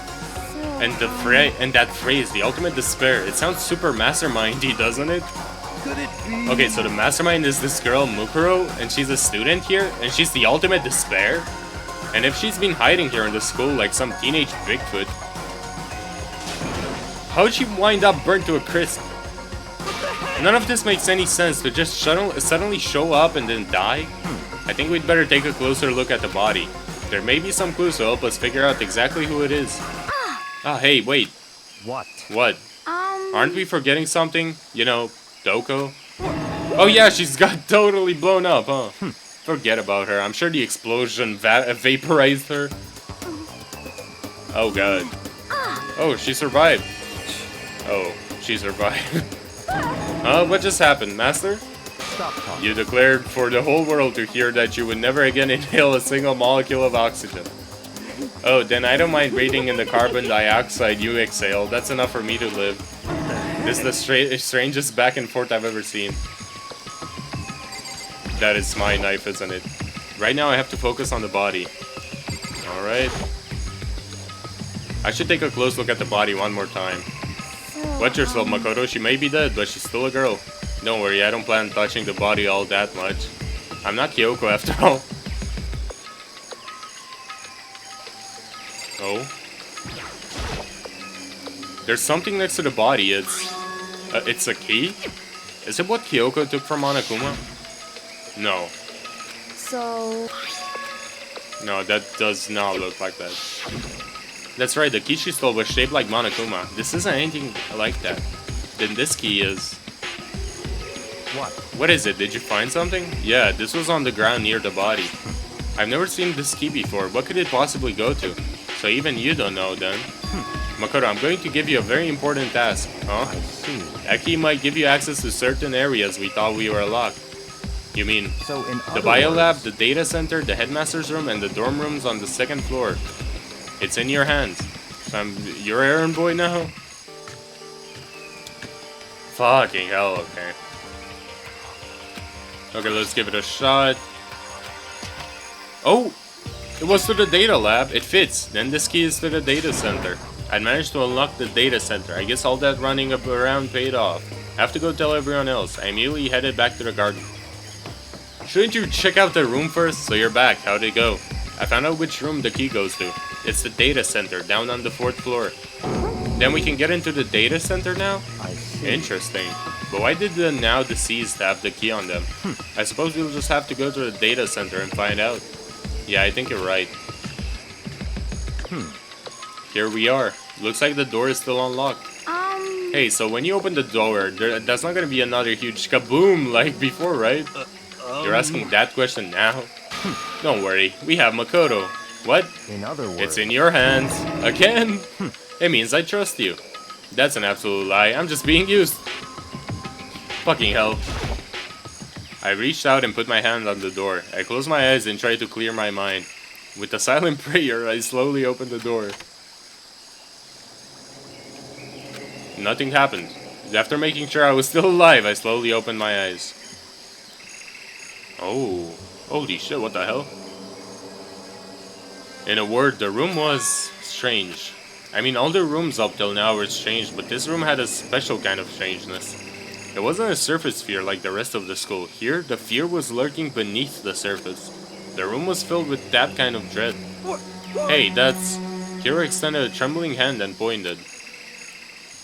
Look at all those monitors on the wall. Look what they're showing. Each monitor displayed a different section of the school. The dorms, the classrooms. Every part of the school was covered. This is... what? As the direct feed from every single surveillance camera. All the cameras in the school feed back into this room, and they're displayed here on these monitors. So the sole purpose of this room is to watch us. To watch us? Then this room is It's all the clear. Mastermind's private room, without a doubt. The Mastermind's room. I guess that makes sense. So the Mastermind was here. Watching us. Then I think this settles it. Huh? The body in the garden. If they had the key to this room, it can only mean one thing. That was the body of Mukure Kusaba, and she was the Mastermind. Then the Mastermind is dead? Like, really, really dead? It would seem so. For serious? It's too bad they had to go and die before Master could kill them himself. The Mastermind is dead? Could that really be true? Does that mean it's all over? Because, I mean, that body... Whatever had happened, he obviously didn't die in a natural death. So who was it that... But if the Mastermind really is dead, that means we can finally get out of this hellhole. How about that? We gotta hurry up and find the exit, come on. That's enough. No, we have to check this area thoroughly first. Huh? But what about the exit? If the Mastermind truly is dead, we can leave whenever we decide to. But right now, we need to find out why the Mastermind set up this life or death game in the first place. And I'm bothered by the fact that the Mastermind was obviously murdered. Murdered? So you think so too, huh? Naturally. The state of the corpse makes it plain as day. There's absolutely no doubt. The mastermind was murdered. But Why's it gotta be that way? I mean, who could have even done it? Such That's exactly why I said we need to investigate the purpose and identity of the mastermind. Now do you understand, you useless insect? You're banned from talking to Master ever again. The mastermind's purpose and why they were killed. This room may very well hold the answers to those questions. After all, the mastermind must have spent who knows how much time here. Okay then, let's begin our search. It's time to uncover the identity of the mastermind. There's a bunch of computers all lined up. They look like high-performance PCs, nothing like the ancient laptop alter ego is installed on. They're all on, but they seem to be locked. So what, we can't do anything? Just use your fighting spirit to force your way in? What century are you from? The mastermind must have been using this to monitor the network. An alter ego? You may well be right about that. What? But there's no point in thinking about it now. You're right. Huh. There's a really ridiculous number of monitors here. And the mastermind's been using them all to spy on us. As long as they have this, huh? Look at a master go, it's like a feast for the eyes. Alright. Let's try that door. This door's kinda creepy, it's got a picture of Monokuma on it. What could it be inside? No luck. The door's locked, huh? What if you use the key to open this room? Let's give it a try, just in case. Nope, no good. It won't even fit in the keyhole.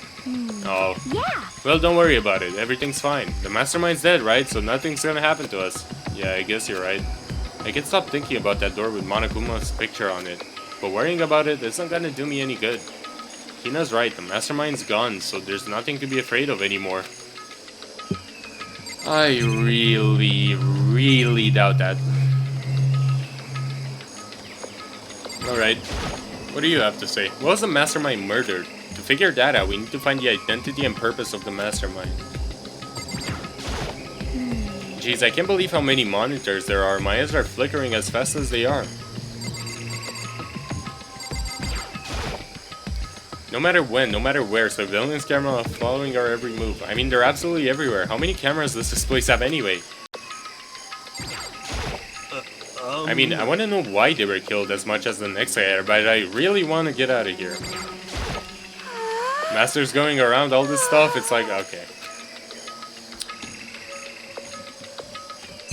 I think that's every... Oh, no. There's nothing here. There's nothing showing up on this one. Oh, hey, look, next to that TV. Isn't that a TV antenna? how about It is. It's just like the one my grandma uses. It's totally one of those high-def antennas. Wait, so if we hook that up the antenna, we could watch TV? Huh? Did someone say TV? You know? Well, Saturday morning, Hina's here. Are you talking about me? Okay. Anyway, if we can watch TV, let's do it. Come on, come on, come on. You know? You're all starved for info from the outside world, huh? Alright, let me work my magic and you'll be quantum leaping your way to the TV land before you know it. I mean, I get the reference, but what's he talking about? You know? Oh. What's wrong? Good news for all you Saturday morning kiddies out there. I think I got the TV working. Really? Now all we gotta do is switch it on. What? Then do it. Freaking idiot, mastermind. All you guys need to cut free from your regrets of the outside world. And they were sitting here watching TV the whole time. They really thought they could get away with it. Huh? This is... It's the feed coming from the surveillance camera monitoring this room, isn't it? What the heck? Huh? That's weird. Come on. Hey, what are you doing? That's really weird, You're weird. Weird in every way possible, and not just weird, super weird. But this TV isn't hooked up to anything but the antenna. So how is it showing the camera feed? Well... Did you try changing the channel? Oh, good idea. Let's give that a try. Hiro went through each channel one by one. But on every channel, it was just us. It was a live TV feed of us standing there in the data center. What the heck? What the heck? Is it broken or something? Could it be? No, there must be some kind of trick to it. Some weird setup. A trick? What kind of trick? Oh god. Actually... I'm not sure, but... Huh? Huh? Huh? Huh? What? Been a while, you freaking bastards. Come on, Akuma. How? You're supposed to be dead. Me dead? Don't be freaking stupid. Hey, you're acting kind of strange. Something seems different. Of course I'm different. Evolution is perfectly natural. After all, I've been hibernating for 2 years already. Not even. It's been like half a day at most. How are you alive again? Oh yeah, that's it. The look on your face right now is sublime. That's what I wanted to see the moment you went from hope to despair. Don't tell me you pretended to be dead all for this moment. Why would a bear pretend to be dead? You're the ones who should pretend to be dead when you see a bear. I mean, that's totally laughable. It makes me laugh. I'm gonna laugh now. Ah ha ha ha. Well now. And that's that. Well, it's almost time to cut off your past so full of hope and begin to despair at the future ahead of you. I want you all to have way more fun in this killing game. You can't be serious. We have to keep going. No, we are supposed to get out of here. Get out of here? Are you still obsessed with getting out of here? How do you not get it? There is no getting out of here. And besides, this life isn't all bad, you know? I mean, there's stuff you won't like about life no matter where you are. Are you serious? This place is the worst. If it's the worst, does that mean you're in despair? Ahahaha. Whoa, I'm pooped from all that laughing. I guess I'll just get to the point now. The point?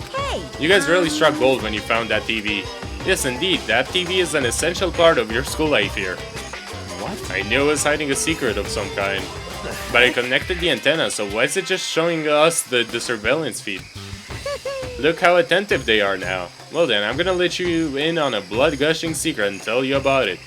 That TV is absolutely without a doubt displaying the signal coming in on the antenna. Huh? But what does that mean? It's displaying the signal, but it's just us standing here. You're so stupid. Don't you get it? Fine, I'll just tell you. The Skilling game is being broadcast live to the entire world. It's the most popular thing on TV. What? The Skilling game is being broadcast live to the entire world. It's the most popular thing on TV. It doesn't matter how many times he says it. I don't know what it's supposed to mean. I mean, even if I understood the words, I'm not sure I'd understand the deeper meaning.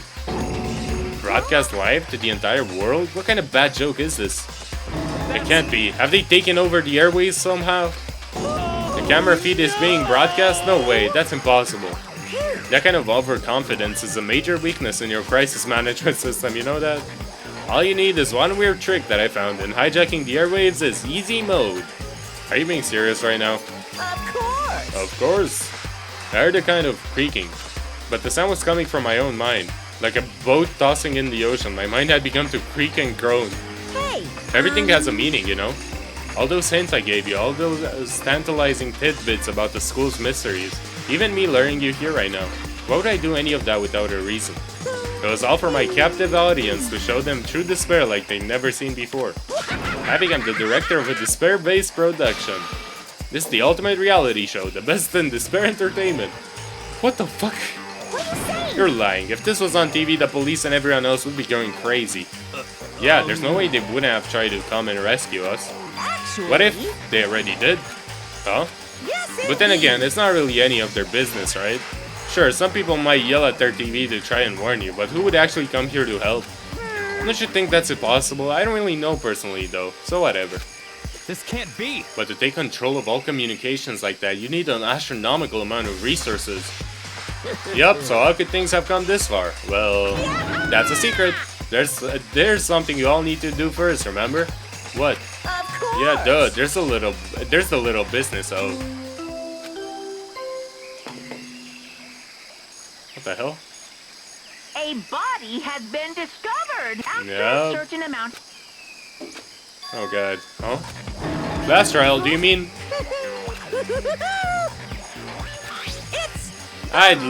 I'll leave the next Monokuma file right here. Everyone, give it all you've got, okay? Okay, things are gonna get pretty crazy from here on out. You're in for a heck of a ride. I can't wait. I can't wait. Oh god. And then he was gone. Reality was incomprehensible, the truth hopelessly out of reach. All we were left with was despair. We stood there for I don't know how long, frozen in place. I couldn't think. It took everything I had just to keep myself standing upright. I don't understand any of this. What's despair entertainment and how is he still alive? I'm sick I thought that finally we could get out of here. And plus, what did he say about a class trial? Stop talking. Well, that part's obvious. The class trial is the class trial. What it means is that at this point, we have to figure out who the culprit is. Figure out who killed Kyoko. That was not Kyoko. What? What the heck? What are you talking about? I thought Mukuro Ikusaba was the one who died. The victim was female, right? Kyoko certainly fulfills that condition. And if Monokuma is still alive and active, that means that the mastermind, Mukuro Ikusaba, isn't dead. So naturally, that body can't belong to her, so it must be Kyoko. There's no other possibility. The body is Kyoko's? Kyoko's been murdered? No, it's not possible. Because I don't know anything about her yet. I don't even know who she really is. To have it end like this. I don't believe it. I refuse to believe it.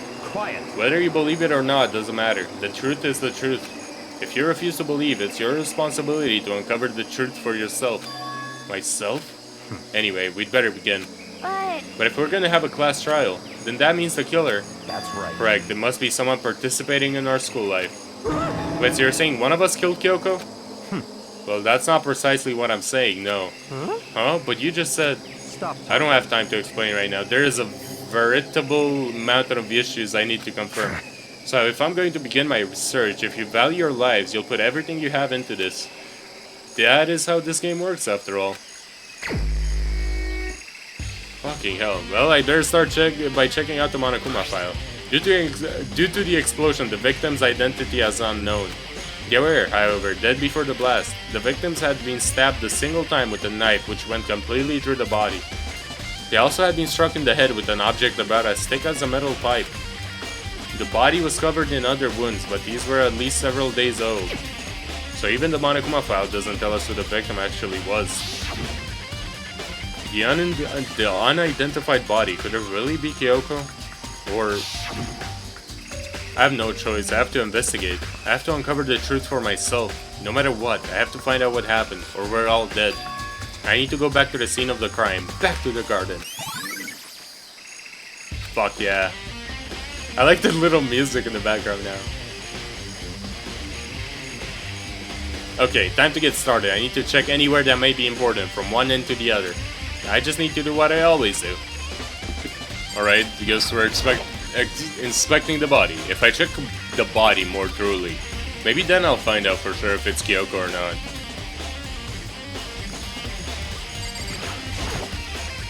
Huh?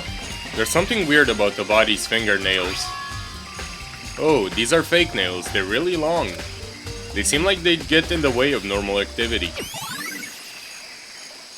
I don't think Kyoko has fake nails. There's also something on the back of her right hand. Is this a tattoo? If I got burned so I can make out... it got burned so I can make out the whole thing, but... It looks like it's a picture of a dog or something. I've never seen anything like it before. Huh.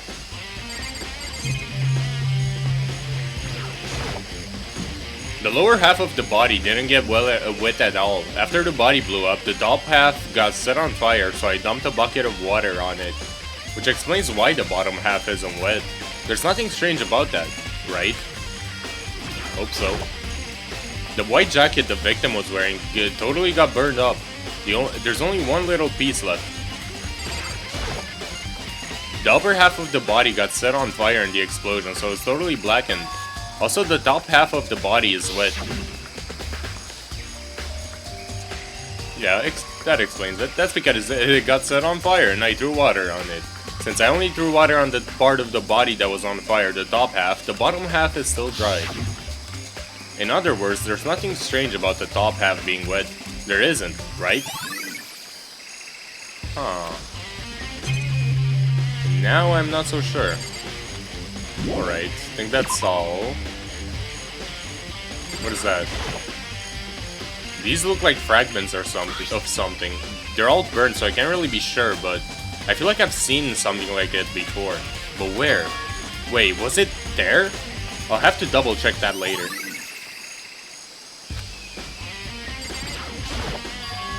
There's a knife laying on the ground. Is this... Yep. It must be the knife that was stuck in the body before it exploded. The force of the explosion must have thrown it over here. The Monokuma file said the knife went all the way through the body from front to back. Does that mean this knife is what caused the fatal injury? Either way, this knife, it looks really familiar. Wait, is this? Yep.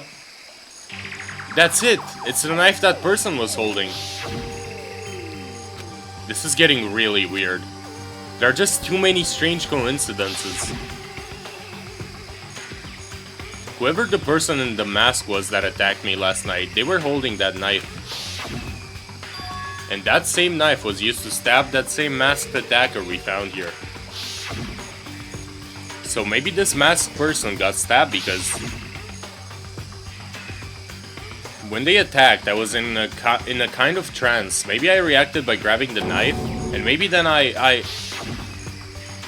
And if this really is Kyoko, it wouldn't mean Kyoko is the one that attacked me. But why the mask? I just don't know. I don't remember anything clearly from last night. No, it can't be. There's no way. Oh god. Alright, let's talk with them. Good timing, Makoto. I wanted to talk to you. What do you want to talk about? So in other I'd like to words, hear your alibi. Alibi? In other words, Correct. I'd love to hear where you were after nighttime began last night. Well, I was sick, so I was asleep all night. But why are you asking about that now? And what's nighttime got to do with it? naturally. Isn't it obvious? This murder took place after nighttime. How can you know that for sure? Because just after nighttime began, I came to the garden. I was going around looking for everyone so I could tell them about Monokuma. Hiro's been spending most of his time in the garden the last few days, so I figured he'd be there. And I can confirm that when I arrived last night, there was no body here. In other words, So the murder could only have taken place at some point during nighttime after I left the garden. However, Tokohiro, Hina, and I were in the gym together the entire night last night. What? Once I found Hiro in the garden, we immediately went to Toko and Hina's room to get them. At that point, we all went to the gym and began dismantling Monokuma. As a precaution, we made sure not to go anywhere alone. We even went to the bathroom in pairs. In other words, all four of us have airtight alibis. The only ones who don't have alibis are me and Kyoko. that's right. And if the victim really is Kyoko, then I'm the only one without an alibi. Also, when we went to go get Hina and Toko, we stopped by your room as well. But you never came to the door, so where precisely were you? I'm telling the truth, I was in my room, but I was dead asleep. I had a fever, so that's hardly an alibi. I know. So, what now? You seem to be quite at the disadvantage here. I'm the only one without an alibi. That's really bad, isn't it? Yep. Alright, what do you have to say, Hiro? It's 11 o'clock right now. Okay, and? Oh, well, I was just thinking about when we first found the body. When the body was found, huh? I should look back at what I did this morning to help me remember when that was.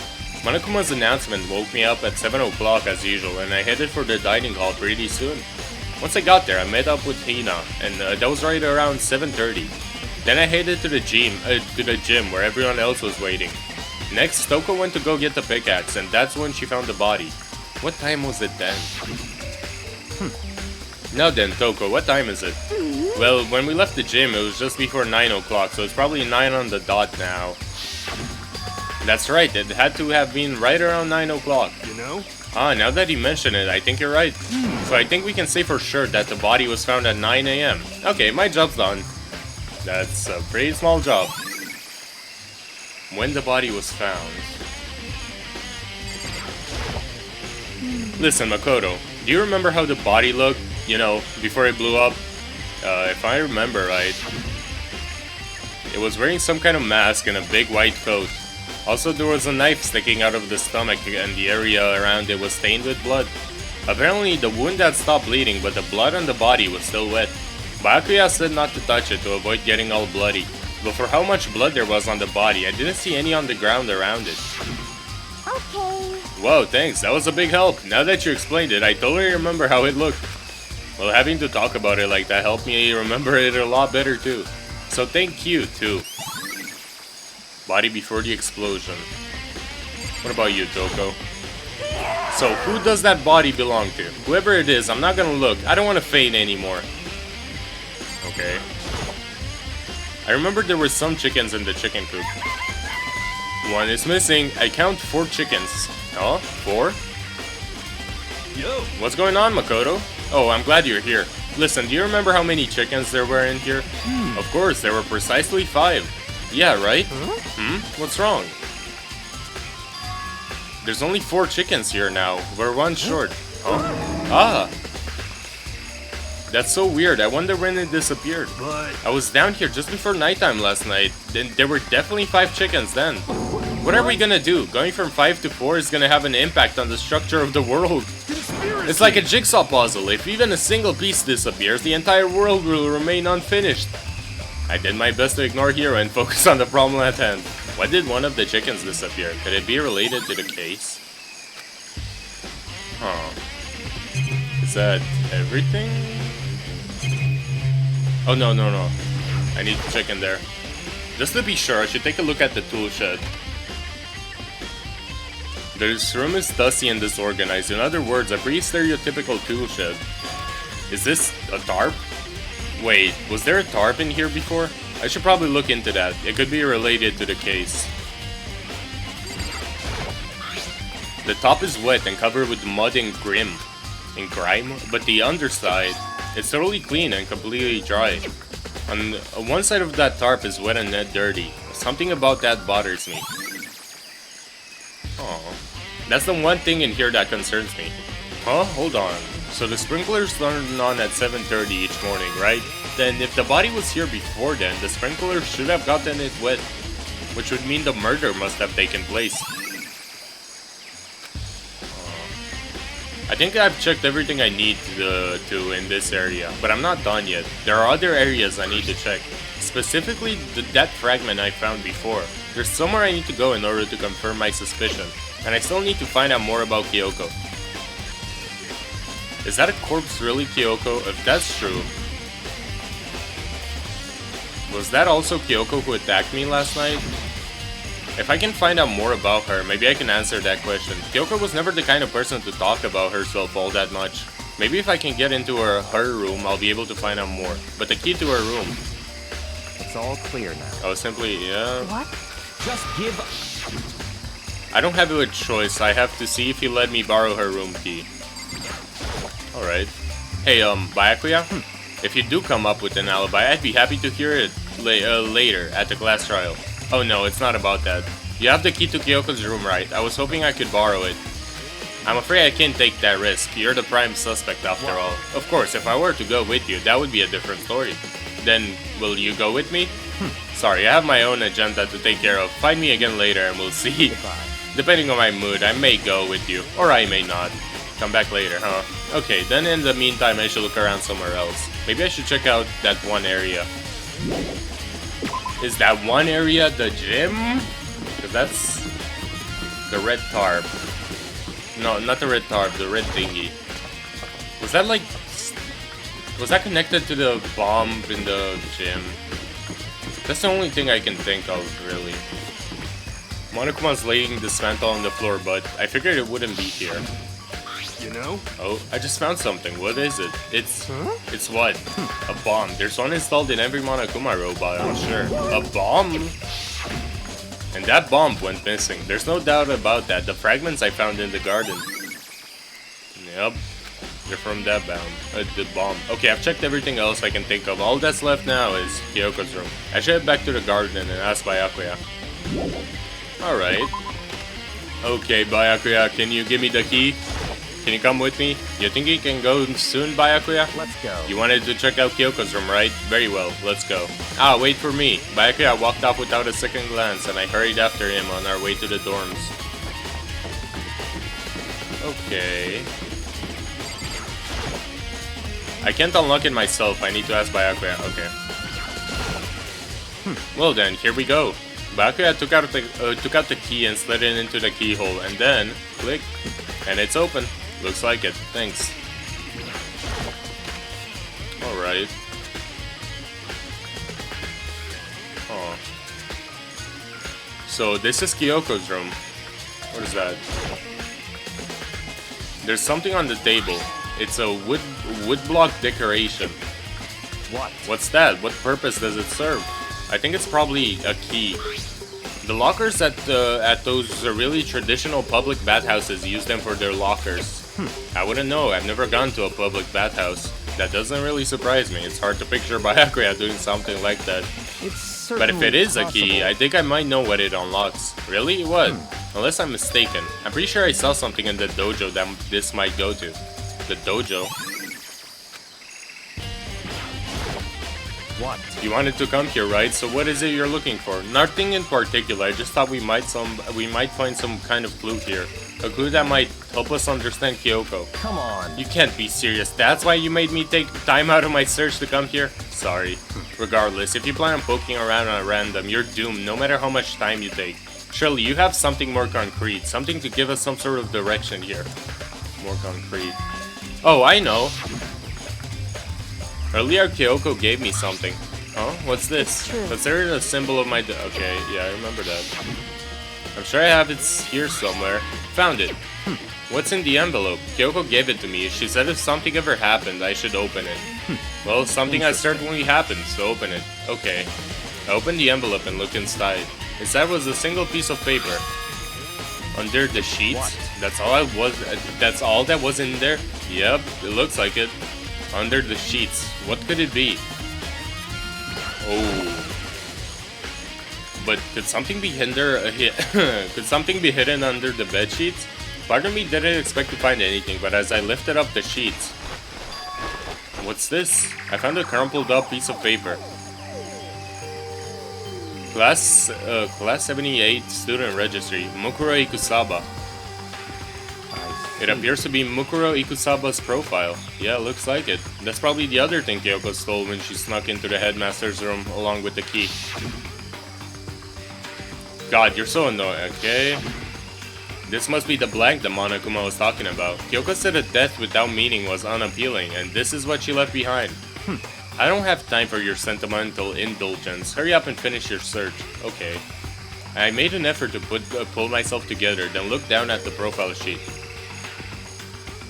Name Mukuro Ikusaba, sex female, the ultimate soldier. Huh? Although small for her age, she was a military specialist trained in every weapon type imaginable.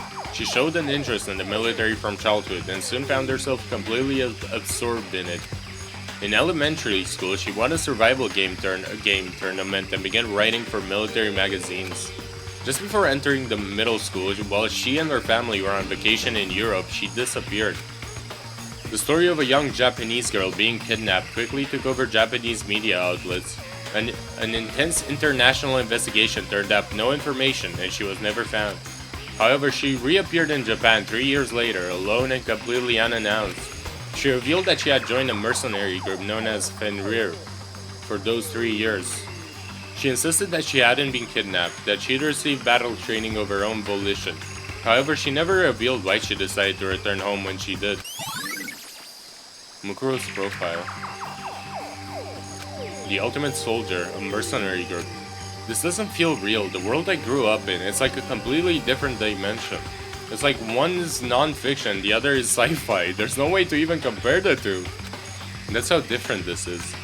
That was how I saw things, just as an ordinary person, but then... I see. I never imagined I would hear the name Fenrir in a place like this. Huh? You recognize it? Naturally. The Fenrir Mercenary Corps is a collection of battle-crazed warmongers. But they do have their uses, and they always get the job done. That's worth remembering. This is all part of a world totally removed from the one I live in. I have to say, I'm intrigued. Every rumor I've heard says that Fenrir has already... Found it.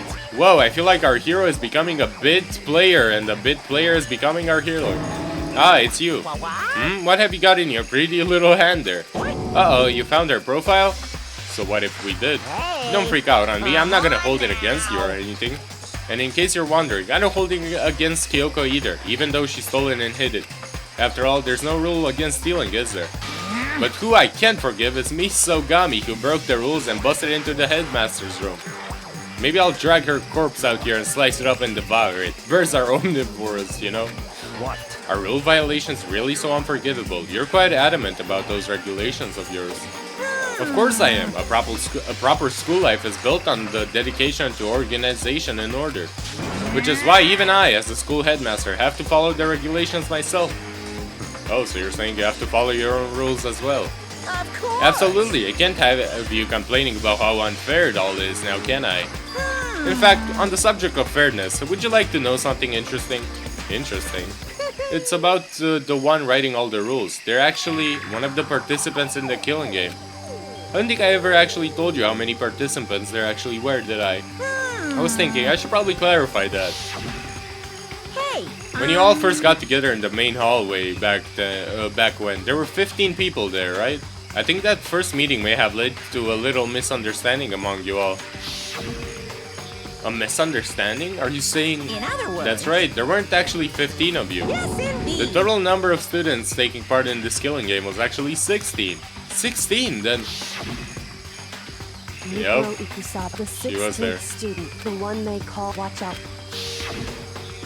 The 16th student, Mukuro Ikusaba, she's part of the school life. So the one making all the regulations is... Why? Why? Huh? Huh? Did you say something? Why are you telling us this? Oh well, because... Like I told you, this killing game is desperately popular. You wouldn't believe the ratings. And since we got so many viewers now, I wanted to make sure everyone was on the same page. I don't want to wake up to a hurricane of complaints and hate mail, you know? Yes, indeed. Makes sense? Well, now. Okay, that's all you get for now. Oh, actually, I do have some revenge to get, so I have an extra bonus for you. Revenge? I want to get back at that sneaky Miss Kirigiri, so I'm gonna share a little secret with y'all. Seriously? Hey. You know how she wears those stupid gloves all day in, day out all the time?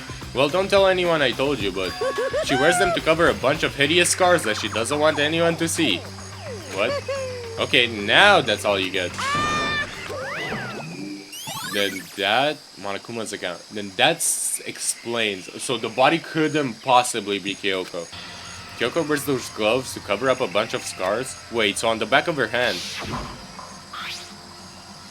The tattoo. Wait, but no. Monokuma specifically said there were scars, right? And that's why Kyoko wears those gloves to hide the scars. Which means... Those fake nails on the corpse. Are you thinking about Kyoko again? Huh? What? Forget about her. What matters right now is uncovering Monokuma's trap. His trap? Such ignorance. God must have really hated you to make you so dull. Don't you remember what Monokuma just told us? He said there were 16 students, right? Which means Mukuro was the student here. Right. Obviously, Monokuma was trying to tell us that Mukuro is the one creating the rules to the game. But why would he tell us that? And why now? He said he wanted to make things clear though, so there wouldn't be any complaints later. But the mere fact that he said that proves that Mukuro is connected to this case. That's why Monokuma revealed the existence of a 16th student. He needs to make our investigation fair. Mukuro is related to the case? It's Perhaps she's the one who possible. killed Kyoko. What? That would explain why we would have to have a class trial, wouldn't it? If she's a student and she killed someone, that would make her part of the school killing game. Mukuro is the killer? She killed Kyoko? Anyone should be able to come to that conclusion, don't you think? In fact, that's exactly what I thought when the investigation first began. What? But based on what Monokuma just told us, I've changed my mind. It's all clear. Mukuro Ikusaba isn't the culprit. Huh? What makes you say that? We thought Mukuro, the ultimate despair, was the mastermind's true identity. But if that's true, Monokuma's behavior makes no sense. Why would the mastermind go out of their way to reveal themselves to us? That's a good point. So in other Mukuro words... giving us information that would raise questions about her would be bold, to say the least. It makes more sense than to assume that Mukuro isn't the culprit. So that's the trap. They want us to suspect Mukuro and come to the wrong conclusion. That's what makes sense to me. The way you say it, that definitely does seem possible. But if that's really true, if Mukuro isn't the killer, then who is? Well then, I believe our work here is finished. Let's move on. I'm sure there are other places in need of investigation. I should find out if that key and the dojo really are connected. Let's go. Well, are you coming? Oh, alright. We're jumping straight to the dojo. 6. There are wooden lockers here. They use wood block keys, just like those at the super traditional public bathhouses. It looks like the key we found in Kyoko's room really does go to one of these lockers. I see. Makoto, do you see the locker furthest to the right? Very strange. That's the only one that doesn't have a key in it at the moment. You understand what that means, right? I should probably use the key we found on that locker, right? That's right. Well, just try it. Okay. I took out the wood block key and inserted it into the locker's metal lock and click. The locker eagerly accepted the key and it opened. there are arrows in here. It looks like 10 arrows in total. They look like they're made of titanium, which means they're quite strong despite how thin they are. Of course, without a bow, they're nothing but strong little sticks. Strong sticks. Oh, there's something else inside the locker. It's a wadded up ball of duct tape. I wonder what this was used for. Oh, it got blood. Is that a blood stain? I see. If it is, that means it must surely be related to the case. This duct tape is related to the case somehow? But how could it possibly be involved? Bloody duct tape. Oh, I think that's all the locker has to offer for now. Is something wrong? Very strange. It's very odd, don't you think? The locker was hiding items that were clearly related to the case. But how did the key to the locker wind up in the victim's room? Why? Or perhaps... Bakuya? Forget it. Come on, we need to continue on to the next location. Huh? What next location? What? There's still something we need to look into. We need to do more research on Fenrir. Fenrir? You mean the mercenary group that Mukuro was a part of? But how are we supposed to find out about that? Isn't it obvious? Where in the school would you go to do research on something? The library? Are you talking about the archive? That's right, the archive has all kinds of info that the general public doesn't have access to. Let's go. We only have so much time before the trial begins. Let's hurry. Alright. I believe there was a file related to Fenrir somewhere over here. Bakuya seemed to know the archive like the back of his hand and went straight to a shelf in the back. Ah, here we go. He quickly returned with the file in hand. I see. Take a look at this. I have no idea what it says. What language is this? How did you make it all the way to high school without learning a single word of French? I'm pretty sure most high schoolers can't speak French. Well, whatever. I'll read it for you, but I expect you to repay your debt 100 times over. 100 times? Isn't it kind of extreme? Oh. Fenrir is an elite fighting unit based out of the Middle East. Unlike military contractors, there are a fierce group of soldiers who engage in direct combat. They claim that a single member is equivalent to an entire company of regular soldiers. Just like Fenrir, the Wolf of Ragnarok, their mere presence is enough to strike fear into any enemy. They have been involved in countless military battles and operations, most of which are highly classified. However, some time ago they completely ceased all activity. At present, their continuing existence cannot be confirmed. There are unconfirmed reports that the key members of the group were all neutralized. Rumors indicate they were killed to keep them from revealing the many state secrets they'd acquired. Some, however, believe there was mounting internal tension within the group and they simply imploded. Huh. What? What is it? This all just sounds like some kind of alternate reality. Well, it isn't. This is our reality. The only reality. These people are part of our world. Their battlefields aren't much different from our lives here. An unpredictable, unimaginable world. That's what makes it all so exciting. Exciting definitely isn't a word I would use. So, did anything jump out at you? This may be your own last opportunity to learn about Fenrir. Now that you mention it, the report said something about where the name Fenrir comes from, right? That's right, it said Fenrir as the Wolf of Ragnarok. Speaking of which, would you like to know something interesting related to that? To show that they're a member of the team, each soldier that joins the squad would get a tattoo representing Fenrir somewhere on their body. How do you know this and not fucking get the fact that the body had that tattoo on their head? Oh my god. Bakuya, you're dumb. You're a dumb. What? They got a tattoo of Fenrir? Could that mean... Yep. Ding dong bing bong.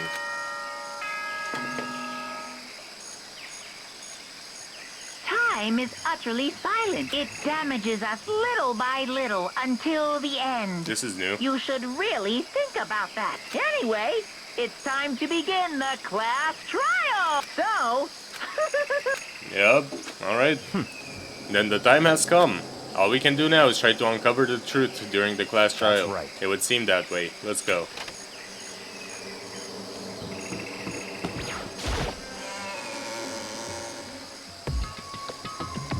Whoa, Bakuya and Makoto showed up together.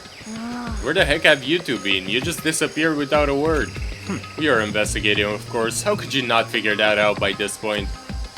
Makoto is ranked high enough for you guys to go off together? Just the two of you? What? Are you jealous? Or are you making up some kind of creepy fantasy for yourself? What? Stop talking and brace yourselves. He'll be here any second. Any second. He could show up at any time. When I imagined what was about to happen, I immediately tensed up and prepared myself. But we stood there for 5 full minutes waiting for something weird to happen. And then 5 minutes became 10. Why? What's going on here? Why hasn't Monokuma shown up yet? Could it be? Maybe he died again? What should we do? Should we keep waiting here or what? Jesus. Did I scare you? Come on. I demand an explanation. Why did you waste my time and make me wait like that? What? I made you wait? You've got it all backwards. You're the ones making me wait. Huh? In other words, I'm waiting for everyone to arrive. We can't start till everyone's here now, can we? What are you talking about? Everyone is here. We've all been waiting for you. Sorry, but you're wrong. But I've been waiting 10 minutes now, so it's okay if I punish the one making us all wait, right? If we all agree it's a violation, I'll arrange a punishment right now. If it's me you're waiting for, I'm here. When we heard that voice, we all spun around to look. Hey, Oh, Kyoko! So I was right, Kyoko's not the victim. I'm here, and no rules being broken. Kyoko! Kyoko, you're still alive? No, that's a ghost! Stop talking. If you want to fight, do it at the class trial. You need to save some of the fun for later, right? What? But is it okay that there's no particular penalty for being late? is that I right? made it here just fine. What school regulation did I violate? Am I wrong? You're so selfish, so spoiled. You're right, there's no penalty, officially, but I bet you'll be sorry later. No, I'll make sure you're sorry later. Anyway, hustle your butts onto the elevator. I'll be just one step ahead of you. When Monokuma was gone, we all rushed up to Kyoko. Kyoko! So you really didn't die? Indeed. Of course I didn't die. Thank God, I'm so glad you're okay. Perhaps, but that's not necessarily a good thing for us. Huh? He's right, now we gotta deal with the ghost! I told you, stop talking! Let's go. Come on, let's just go. Whatever we need to discuss, we can do it during the trial. Without ever looking directly at Kyoko, Byakuya stepped into the elevator. Master, wait for me! Good call. Who knows what might happen to us if we take too long. But I'll be happy when this trial is all over. One after another, everyone piled into the elevator. But I couldn't help myself. I had to talk with Kyoko after before the trial started. Listen, before we get started, I have to ask you, where have you been this whole time? You used that key of yours to go somewhere, didn't you? So Correct. I went to investigate the second floor of the dorms. The second floor? That's right. There aren't any monitors or cameras there, so I was able to avoid Monokuma completely. Of course, I also missed his announcement because of that. I had no idea a body has been discovered. Then, when did you find out? So... Just now. I finished my search and came back down, just in time to hear the class trial announcement. I took some time to go over the crime scene first. I can't go to a trial completely uninformed, can I? So that's why you were late. However... I'm sorry I kept you all waiting. But if you are on the second floor of the dorms, then that's what the key you found goes to? Wrong. Actually, to be precise, not quite. In other words... I used Monokuma's secret tool, which can open any lock in the school. What? Holy shit. That's just a second. powerful. Hey, what are you two doing? Hurry up before we get in trouble with Monokuma. Makoto. We can go over all the details after we get through the trial. Okay, Makoto? Right now, I just want to focus on surviving our current situation. It would seem... Because this is probably the single most crucial moment so far for me. For her? That's a strange way to put it.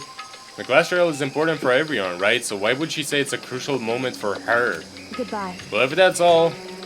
Seemingly unconcerned, Kyoko made her way to the elevator. I'm just overthinking what she said, right? No idea. Being the last one left, I stepped into the elevator.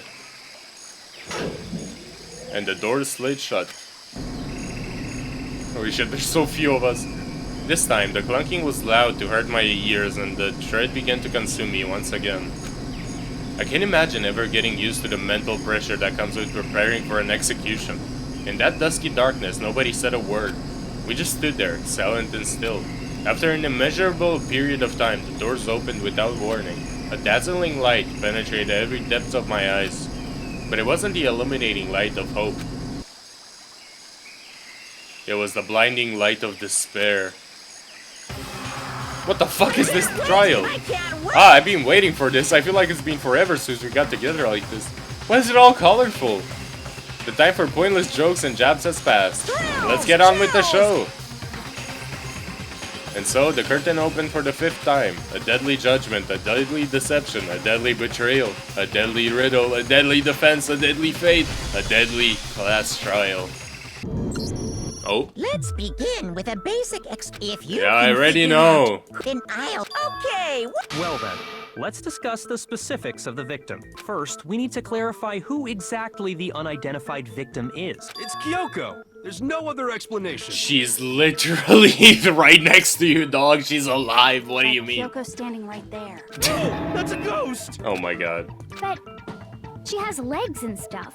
Well, that's just because she's like the latest evolution in ghost technology. What the fuck? There's a limit to how much ridiculousness I can tolerate. Okay. So I just have to prove that the corpse isn't Kyoko, right? Then let's compare Kyoko's traits to the traits of the dead body. Her traits? One important trait Kyoko has that proves that body doesn't belong to her. Kyoko's gloves. I got it! Gloves. I'm talking about her gloves. They'll give us some insight into the mystery. I'm sure of it. In that case, I think it would be helpful if someone explained why she actually wears those gloves. And would you happen to know the answer? In fact, Monokuma told me. No. Oh, you know, now that I think about it, the corpse wasn't wearing any gloves, right? They probably just got burnt up in the explosion. I'm not convinced. The ghost is just trying to fool us all. Oh my god. There's no way that corpse was Kyoko, but if I can't prove why, we're gonna be stuck here and the case won't move forward. So I don't have any choice but to. Can't you just like ignore what the fuck this guy is saying? Please. Why are we arguing about... Okay. Fake nails, tattoo on the right hand. That Kyoko there is just a ghost. Impossible. Okay, then prove it. Prove she's not a ghost. The dead body wasn't wearing gloves.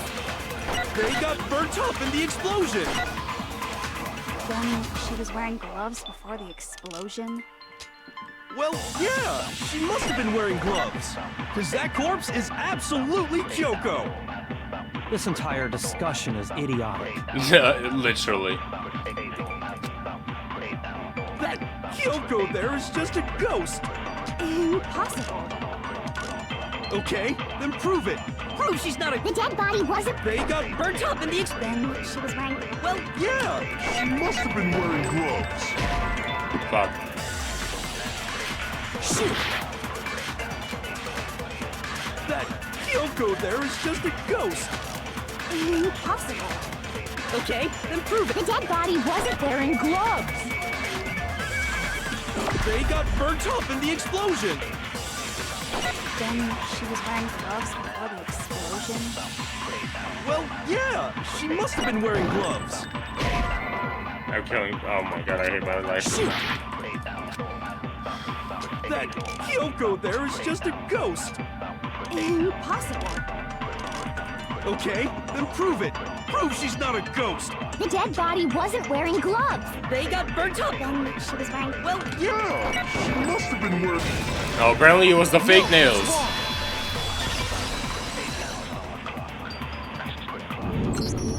No. There's no way the corpse was wearing gloves. Whoever it was, they were wearing fake nails, remember? I imagine trying to wear gloves over nails like that would have been a pretty big pain. Besides, Kyoko wears gloves to hide her hands, right? It'd be pretty weird for someone who's self-conscious about their hands to wear fake nails. Don't you think? Jeez, man, you don't know women, huh? You're complicated like that. Oh my god. Anyone doesn't know women, it's you. Well, Kyoko, any thoughts? These gloves were custom made to the size of my hands to make sure they don't interfere with my daily life. If I wore fake nails, the gloves wouldn't fit properly. Then that's that.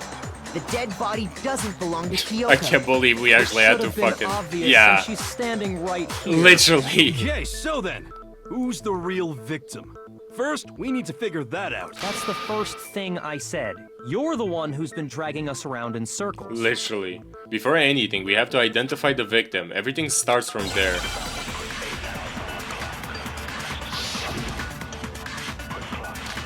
Sprinklers, exploded body analysis. I have a feeling tattoo Kyoko really might come in is still handy. alive. Then who died? It's gotta be something.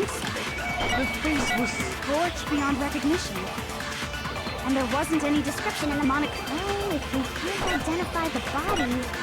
And there's nothing else we can do, right? And the one thing that can tell us was on the victim's own body. Kyoko really. Then who died? It's gotta be something. I don't think so. The face was scorched beyond recognition. And there wasn't any description. Oh, if we can't identify... What about... Yep. No, that's wrong.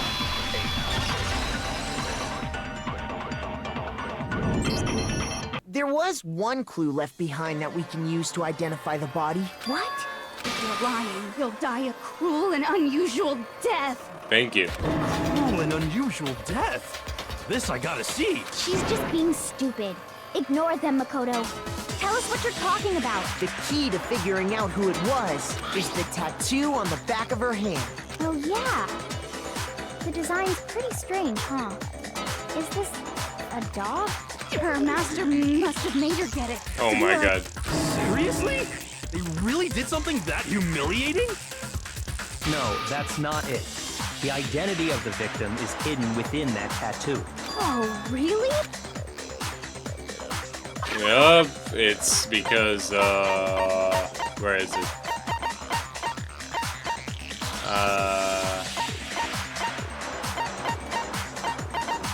I think this... I got it! Yeah! The Fenrir Mercenary Corps. That's the name of the military group Mukuro Ikusaba belonged to. Okay, so... To show that they're a member of the team, each soldier that joins the squad would get a tattoo representing Fenrir somewhere on their body. Fenrir? The image that represents Fenrir is... Oh. Hangman's Gambit? Yeah, it's a wolf. Yeah. Wow, this is the hardest Hangman's Gambit ever. So hard. Holy shit. Now I understand. What the fuck? They're not even trying anymore. The representation of Fenrir is a wolf. Whoa, really? Fenrir. Who would have The guessed? wolf of Ragnarok. It's from Norse mythology.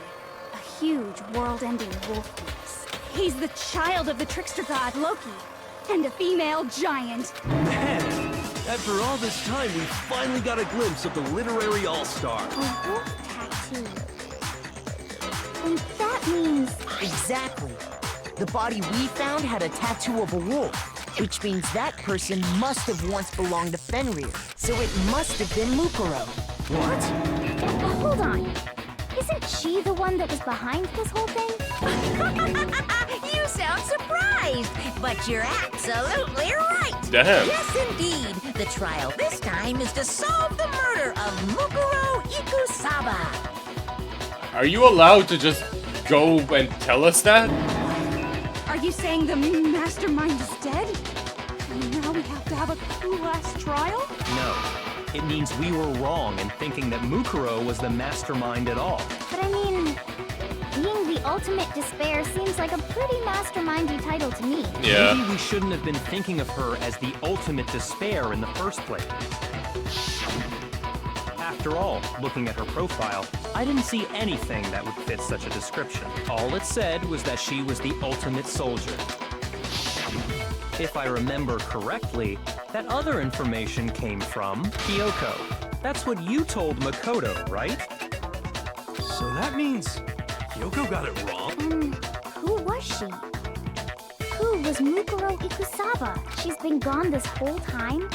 And when she finally turns up, she gets killed. Usually when there's a scene where an important character dies, it has a lot more detail. So you're saying she wasn't an important character?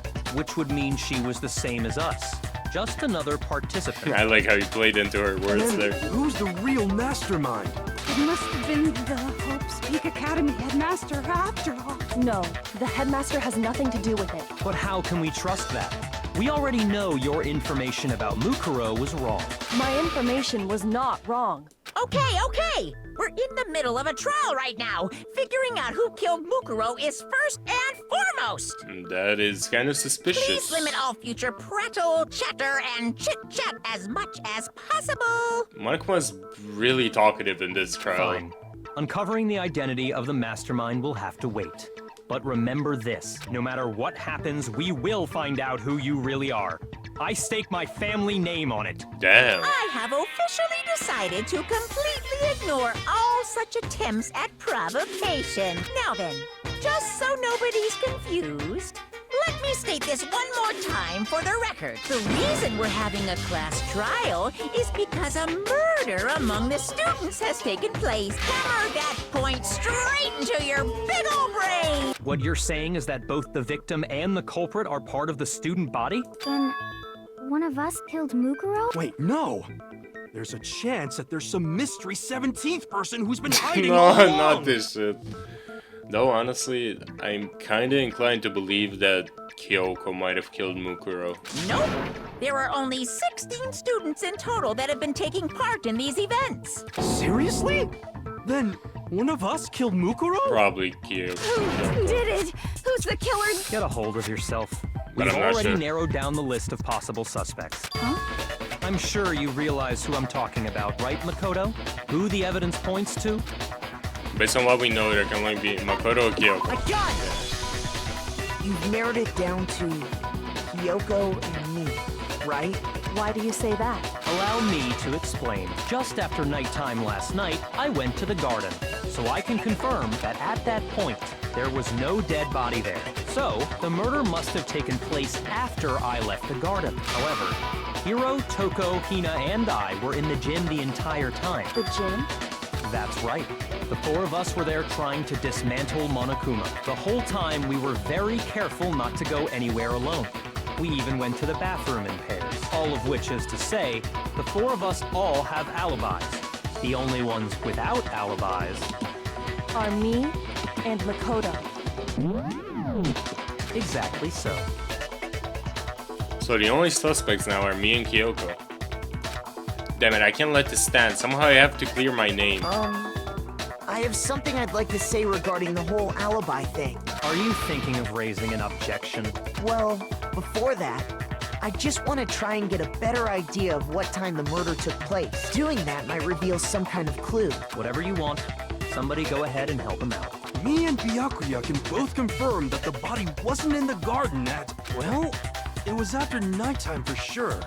I'd say it must have been around 10 o'clock. So the murder must have happened after 10 p.m. Maybe. Then I guess we can say the time frame for the murder was between then and when we found the body? Oh, but what time did we find the body? The one who saw the body first was Toko, right? And she went to go get the pickaxe. 9. I got it! The body must have been discovered at 9 a.m., since that's when Toko went to get the pickaxe. Yep. Remember that. He's right. It had to be around then. So we can be totally sure the murder happened sometime between 10 at night and 9 in the morning. For me, I was already asleep before nighttime hit, so I don't have an alibi after 10 o'clock. But I'm sure I met up with everyone else before 9 this morning. We ran into each other in the dining hall, right? That was around... Oh yeah! Right around 7:30. I remember checking right before I went in, so I'm totally sure about it. Which means from 10 p.m. to 7:30 a.m., you don't have an alibi. Yep. The murder happened between 10 p.m. and 9 a.m. and I don't have an alibi from 10 p.m. till 7:30 a.m. Okay, then it looks like the game has begun. If I can provide an alibi for that period, then I just have to prove the murder did it happen during the time I don't have an alibi. To do that, I have to make it clear when the body ended up in the garden. Alright. Make your argument. Sprinklers! We've established a time frame I for the am murder. so sure that It took sprinklers. place somewhere between 10 o'clock at night.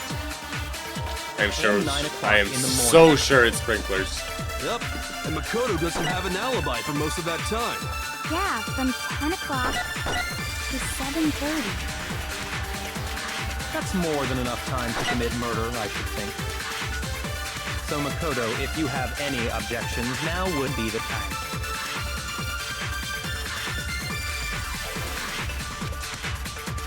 Sprinklers. The time it took place somewhere between 9 o'clock. Yep. And Makoto. Yeah, from the 7:30. Fuck! Shoot! We've established a time frame. It took place somewhere between 10. What? Okay.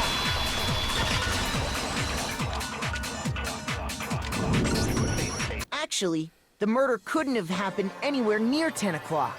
It had to have taken place way later. And what makes you say that? Because of the sprinklers in the garden. The sprinklers are set to go off right at 7:30 every morning, right? So if the body had been in the garden before 7:30, then it should have been completely soaked. Oh, hold on. I remember this part perfectly. The body was wet. Oops. Sorry, Toko, but you're wrong. I'm wrong?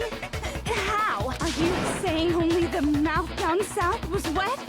How dare you spew such indecent words? Damn. No, I'm saying that the body was wet, but not because of the sprinklers. What do you mean by denying the sprinkler? Are you trying to deny my entire existence? What? Man, you're totally wacko. If you really think it wasn't the sprinkler, you'd better tell us why! Yeah, but if we look at the body itself, yeah. Oh, it's them. Oh, it's this. I hate this. I hate this. So I admit much. nothing. I hate you. No, no, no! You don't know anything! Hold on! Are you trying to blame me? I admit nothing. I hate you. No, no, no! You don't know anything! Hold on! Are you trying to blame me? I admit nothing. Are you trying to blame me? I admit nothing. I hate you. No, no, no! You don't know anything! Oh, exploded body This analysis. should prove it. Alright. Just remember what the body was like after the explosion, and you'll see why it wasn't the sprinklers. The top half of the body was wet, yes, but the bottom half was completely dry. If the sprinklers got the body wet, shouldn't the whole body have been wet? Yup. They only got the top wet? The bottom was completely dry? What a brutal maniac! I'm Huh? so sick of her. Let's just move on. The reason only the top half was wet was because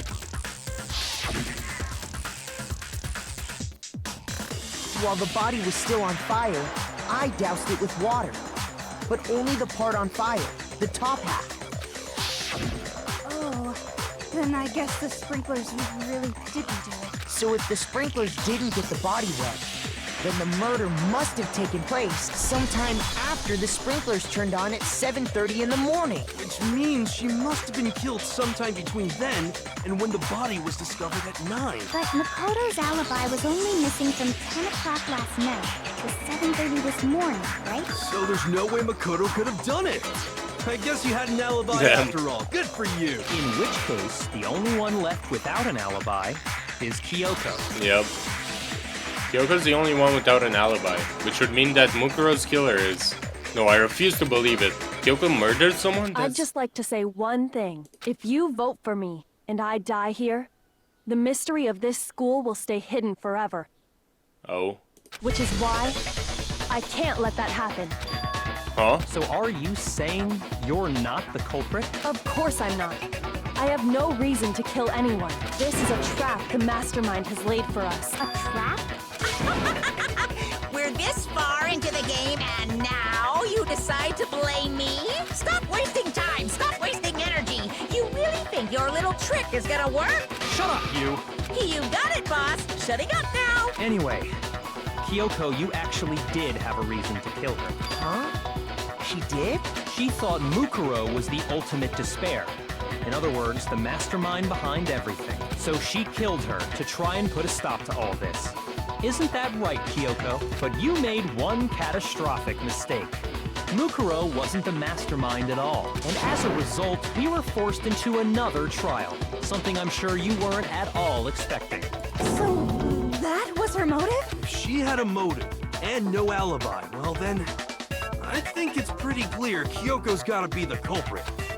I'm not the only one without an alibi.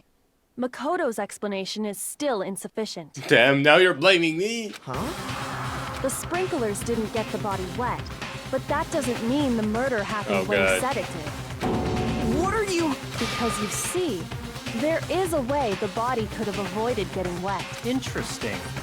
I'm Oh, listening. right. If it was moved there after. All Oh, it would take is covering the body with a certain something to keep it from getting oh, wet. or that. Oh, and that explains the dirty tar. Oh.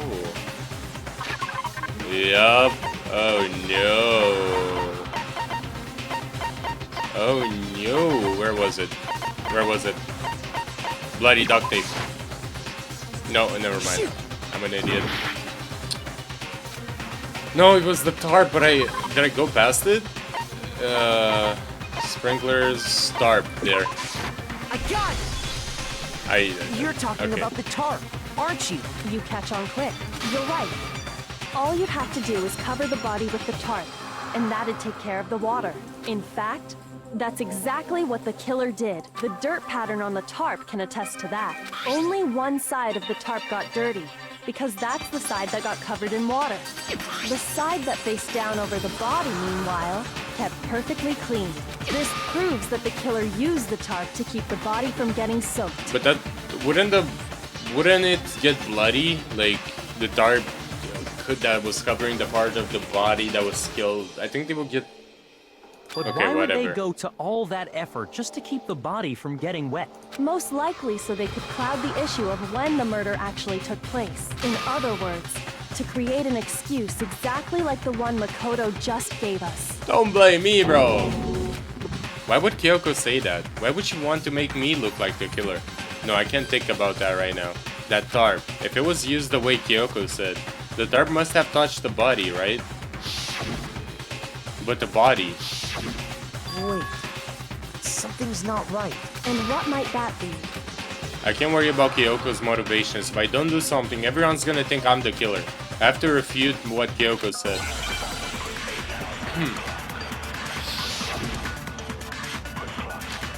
Body before explosion, body... Okay.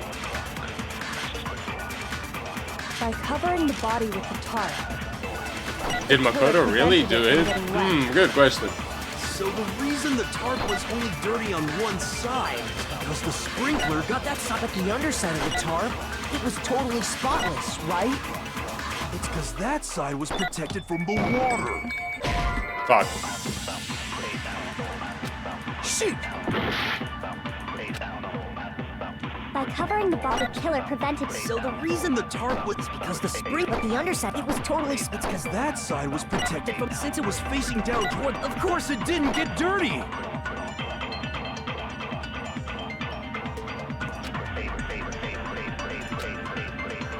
By covering the body with the tarp. The killer prevented it, but So the reason the tarp was... Because the sprinkler... But the underside of it was totally spotless. It's because that side was protected. Since it was facing down, of course it didn't get dirty!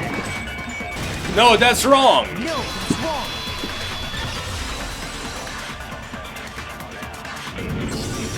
Actually, one side being clean is pretty strange if you think about it.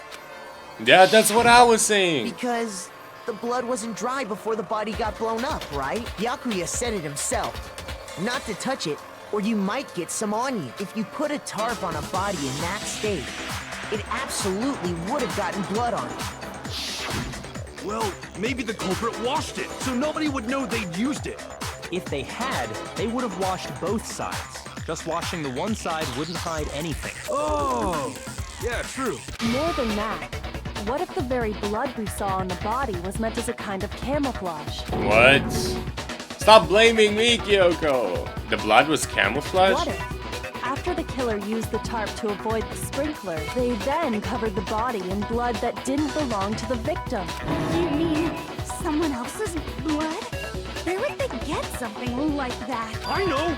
They could have grabbed some of the blood packs from the nurse's office. That's what Hifumi did, right? When he pretended to be dead? No, that's not what happened this time. The killer got the blood from right there in the garden.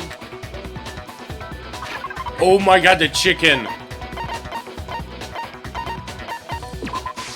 I got it! Oh my fucking Would god. have been chicken blood? What? Chicken blood? When I checked the chicken coop before So the that's murder, why one was there were missing. 5 Holy shit. chickens.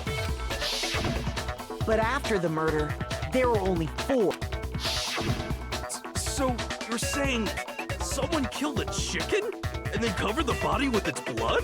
Man, that's messed up. Yeah. Killing a living thing just to do something like that is awful. They should have at least eaten it. Okay. I wonder if the killer had to get the blood from the scene so they wouldn't be spotted walking around. Anyway, there's no denying that a chicken went missing, which provides a basis for my theory. Perhaps, but even so, there's one thing that still doesn't make sense. You said the culprit used the tarp to avoid the water and then covered the body in blood. But if that's the case, then the blood should have soaked into the ground around the body. But that's not what we saw. Only the victim's clothing had blood on it. The ground was completely clean. I have to agree, that certainly is strange.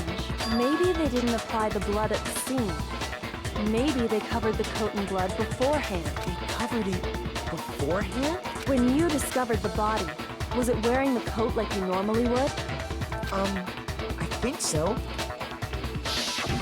Yeah. Wait. No. No. The head was through the neck hole, but the Oh, arms God. weren't in the sleeves. Then that settles it. Sorry, I'm having a tough time keeping up. Here's what happened.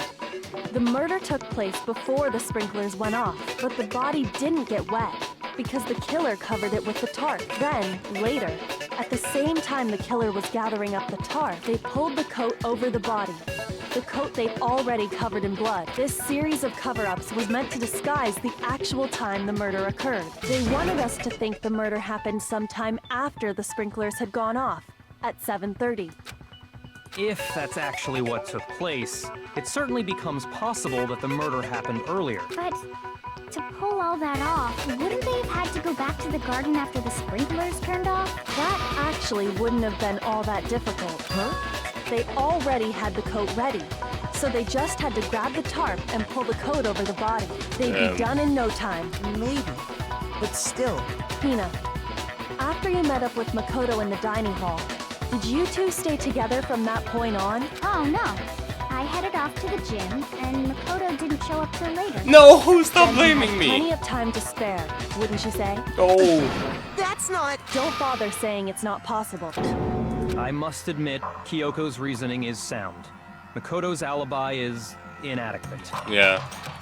And the suspicion falls back on me again. But why? Why is Kyoko trying to entrap me? I don't understand. Disguised dead body? Wait, another truth? Well then, A truth looks bullet like we're dealing back a... to square Okay. one. Makoto's alibi is no good, so once again, our suspects are him and Kyoko. For serious, man? Which one of them did it? Hey, why don't we let luck decide? Let's flip a coin. 50-50 odds. No. Oh, See? Pretty good idea, right? no, not that. What's I it? just remembered something super serious. Well, don't just stand there. Out with it. You know that knife we found all black Yeah, and that's my burnt? knife. Fuck. The one we found stuck in the body before it exploded, right? According to the Monokuma file, the knife went all the way through, from front to back. Fuck. So, what about it? I'm pretty sure I'd seen that knife somewhere before. That's what I thought when I first saw it. I just remembered. Yep.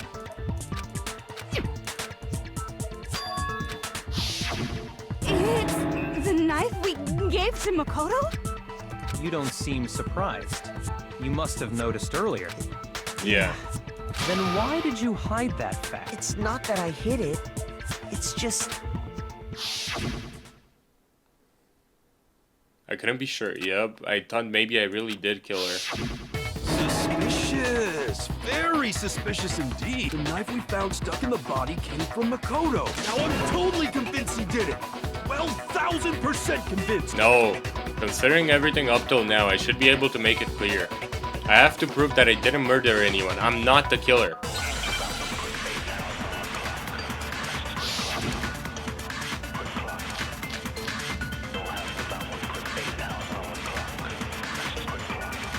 The knife we found lodged in the dead body. It's the same one we gave to Makoto. It really is, isn't it? I was afraid of that. If he did have that knife before, then that seals it. Makoto did it. No. Just because I had the knife once, that automatically makes... Well, getting stabbed is what killed her, right? So No. there's no question. No. You took that knife of yours and killed her with it. What a horrible man you are, Makoto. Bro, stop. You already established. The knife we found lodged in the dead body.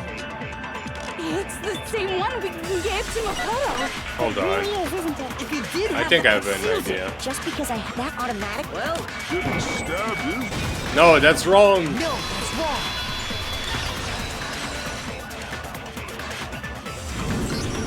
Wait, hold on. The stab wound isn't what killed Mukuro. That should be clear from the description of the cover-up we just heard. Lies! We never talked about what killed her. No, don't you remember? The killer covered the dead body with the tarp and then put the bloody coat on it, right? In other words, the victim never wore that blood-stained coat until after they were dead. Okay, fine. So what? So, when we discovered the body, the knife had been thrust through the coat along with the body. Yeah. Holy shit. Meaning, if she wasn't stabbed until the coat was put on, and she was already dead at that point, obviously the stab wound isn't what killed her. Maybe you stabbed her twice. Once to kill her and once to Yeah. cover it up. The victim was stabbed twice in the same spot. No, there's no way that's possible. The exact condition of the body was written down for everyone to see. Yep. Got it! The Monokuma file clearly states that there was only one stab wound. Oh yeah, it sure did. I totally forgot about that. Damn. And the knife... Was just another piece of camouflage set up by the true killer. They probably stabbed her to draw attention away from what actually killed her. Exploding the body afterward was Don't go probably flying. meant to do the same thing. The explosion severely damaged the body, making it impossible to know what really killed her. It was all the killer's attempt to destroy all evidence of their crime. So they wanted us to notice the stab wound and then detonated the body afterward. They meant for us to latch onto the knife as the cause of death, then destroy any evidence proving otherwise. Oh, hey, I have a question. It kind of goes back to the beginning, but what's the deal with that explosion anyway? Why'd the body just blow up all of a sudden like that? If you bothered to put that lump of gray matter between your ears to use, you'd know the answer. Well, if you're so smart, just tell me. I'll tell you. I bet some unknown Oh my quantum God. power can cause an atomic level spontaneous. I might be dumb, but even I'm not dumb enough to believe that. Go ahead, Makoto. Tell her or we won't make Why any me? headway on this. Yep. It's the little thingy. I got it! After the explosion, we found a tiny fragment of something on the ground near the body, right? That fragment reveals the cause of the explosion. Huh? You know, I feel like I've seen something like it somewhere before. That's only natural, because of course, we saw the same thing when we dismantled Monokuma. Yep. It's part of a bomb. Oh! Then the explosion was because of the Monokuma bomb. Anyway, the culprit's motive is becoming more and more obvious by the minute. They wanted the knife wound to look like the fatal injury so that we'd suspect Makoto. And the only one who would benefit from that is the only other possible suspect. You, Kyoko. Damn. Hold on a second, Byakuya. What's the problem? Well, I just feel like we need to think this through. we still don't know what actually killed the victim. That's true. It's definitely bugging me. What really killed her? Fine. I have no problem with that. Let us continue the debate. It won't change the facts of the case regardless. We need to determine what ultimately killed the victim. I need to concentrate.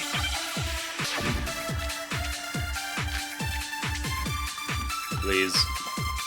Then shall we continue? The victim's fatal in... The explosion didn't kill her. Well, yeah.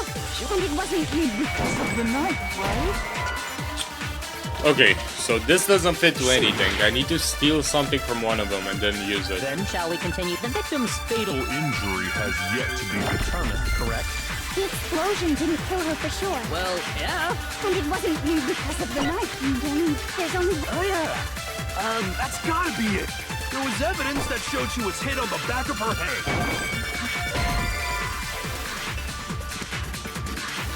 Shoot! Then shall we continue the debate? The victim's fatal... The explosion didn't kill her for... Well, yeah. And it wasn't then... Oh yeah! That's gotta be it! And more than that, The victim had suffered countless wounds across her entire body.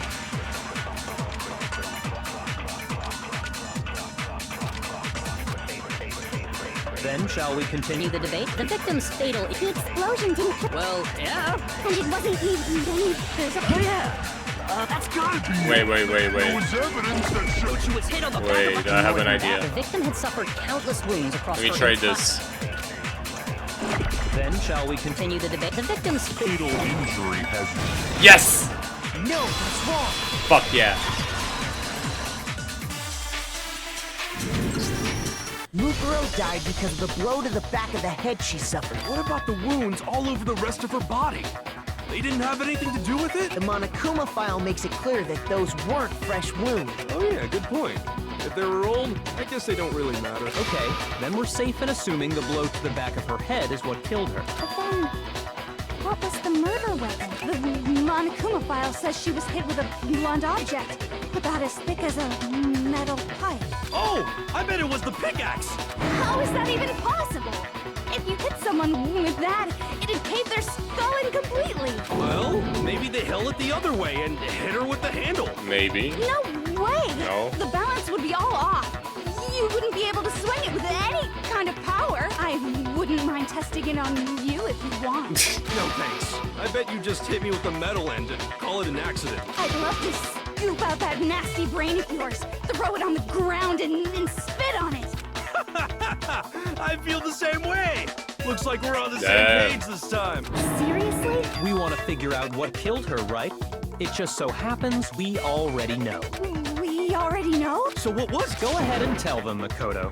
Surely I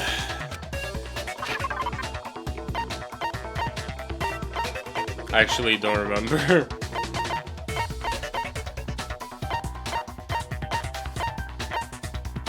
Titanium arrows, yeah.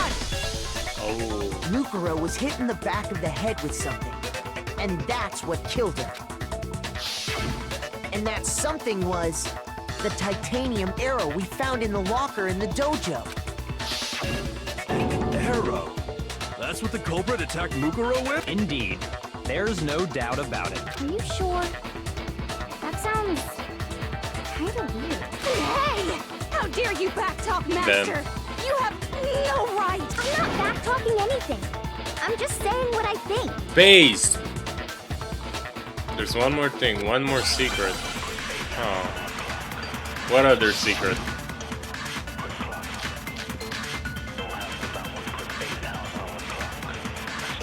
The titanium arrow. I wonder if my VTuber It was in avatar the looks dojo weird locker, when I'm right? yawning. I have no doubt that was the murder weapon. Yeah, maybe. Sure? You don't sound Well, it said the weapon must have been about as thick. It seems like an arrow would just be too thin. Talking back to Master, you have no right! Oh, which is why they used. Titanium arrow. Yeah. It Yeah, was that in the makes dojo. sense. I have no doubt. Are you sure? You don't sound too... Well, it said the weapon must... It seems like an arrow would just... No, that's wrong. No, that's wrong.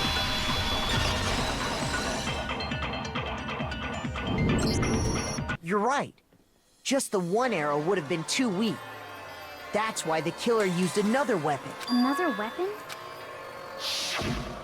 Inside the dojo locker, we also found a balled-up wad of duct tape.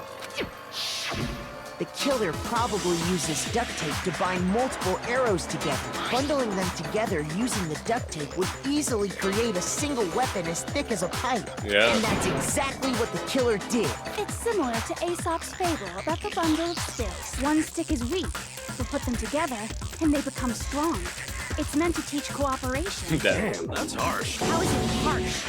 Are you even listening? Anyway, that explains the murder weapon. As for who the culprit is that stashed the weapon in the dojo locker, it was you, Kyoko. I've never been to the dojo. Oh no, you absolutely have. How can you say that with such confidence? Because we have proof, of course. Don't we, Makoto?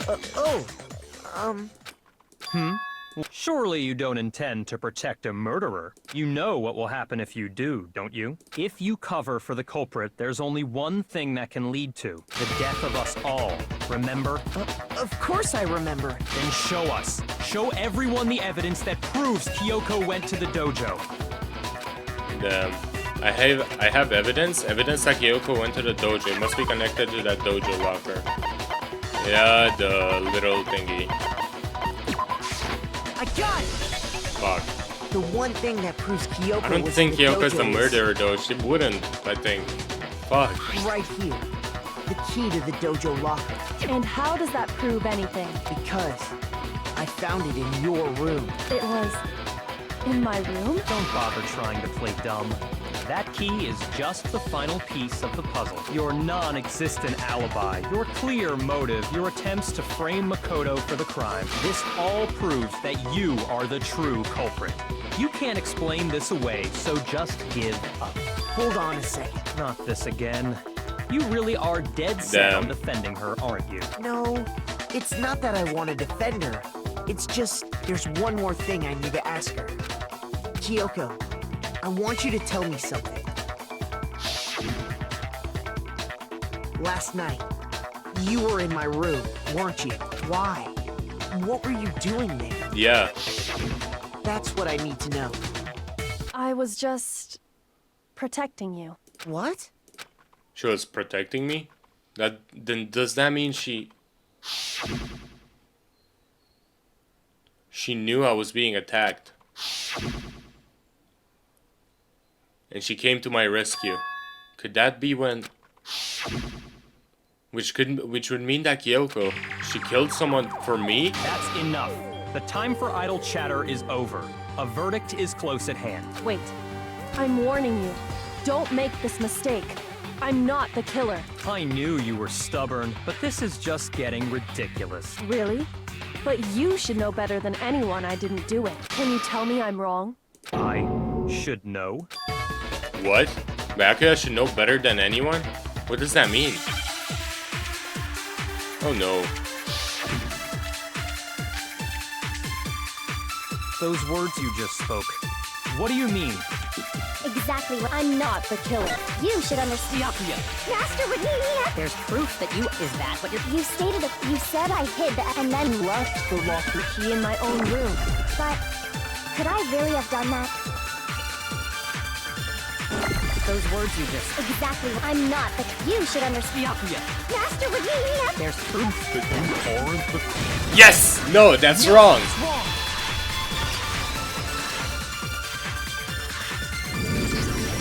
If I'm right, Kyoko wouldn't have been able to get into her room. Because she had given her room key to Byakuya. I see. So that's what you meant. And if I had the key to your room... Then obviously I had no way of getting in. Without my room key, I couldn't have possibly put the locker key in there myself. Am I wrong? It would appear not. Then you're finally starting to understand. No, that's not actually true. There was a clear contradiction in what Kyoko just told us. An obvious lie. But this just isn't like her. To try and save herself with such a desperate lie. Does she really feel that threatened? Because she's the killer? Or is it something else? Was there some deeper meaning hidden in what Kyoko said earlier? If you vote for me and I die here, the mystery of the school will stay hidden forever. Which is why I can't let that happen. This is a trap the mastermind has laid for us. The mastermind's trap. The mastermind is trying to trap Kyoko, but what if that's not really true? What can I do? What should I do? What should I... The mastermind's trap? The victim was Mukuro and Kyoko killed her? What does Kyoko really know? What am I supposed to do? Kyoko's lie? I'm the only one who knows it's a lie. I'm the only one who can expose it.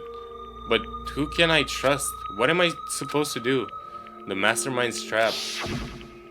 If you spend all your time trying to avoid danger, you'll never move forward.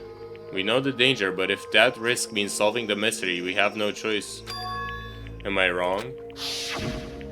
What do? I have to decide right here and now whether or not to expose... Oh no. Fucking... Pursue the lie! There was a lie hidden within Kyoko's statement just now. A lie? Isn't that right, Kyoko? You said it. The burden of proof is on you, so let's hear it. Where's this lie, then? Kyoko is definitely lying, and it must be because there's some deeper truths she wants to keep hidden.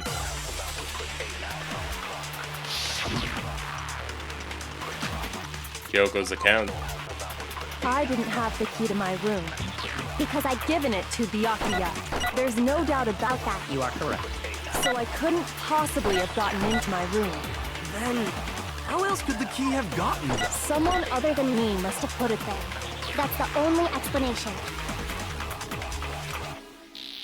I didn't have the key All because right. I'd given it to There's no doubt. You are correct. So I couldn't possibly have gotten into my... Then, how else could the key... Someone other than me must have put it there. That's the only... Oh my god. I didn't have because I'd given it. There's no doubt. You are correct. So I couldn't possibly have gotten into my room. Fuck. No, that's wrong.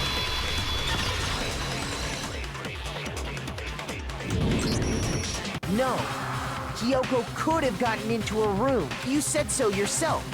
Didn't you, Kyoko? Actually, to be precise, not quite. I used... Yep. Monokuma's secret tool? Kyoko stole it from the headmaster's room, which means she could have... Then I guess that's it. You're giving up just like that? You admit to killing... No, I'm simply recognizing that I lost. What are you talking about? Like I said, this was a trap, and I wasn't able to escape it, so I lost. That's all this means. Then... Are you saying... You really didn't... Kyoko, you really aren't the killer? Okay! Huh? I'm sorry to say, but your time... But that's ridiculous! Since when is there any... It's because you were late, so the trial started late and time ran out. So then, it's time for... But I guess we already know... What? Wait, what? Huh? Hold on, what the fuck?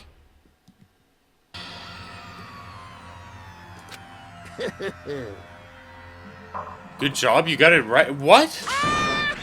Brilliantly right. We got it right? Does that mean Kyoko really is the killer? But something strange is going on here. There's something wrong with this whole class trial. Kyoko! Now then, I prepared the next... a very special punishment. Let's give it everything. What the fuck?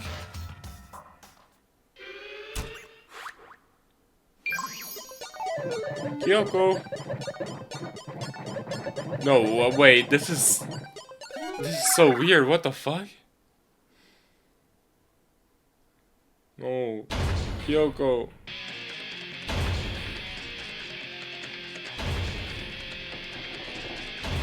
Oh, what the hell?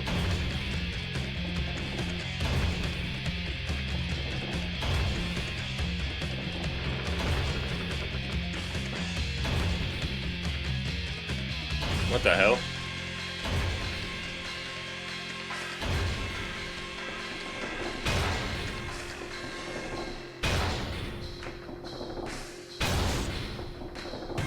What? After school lesson? Huh? Oh god.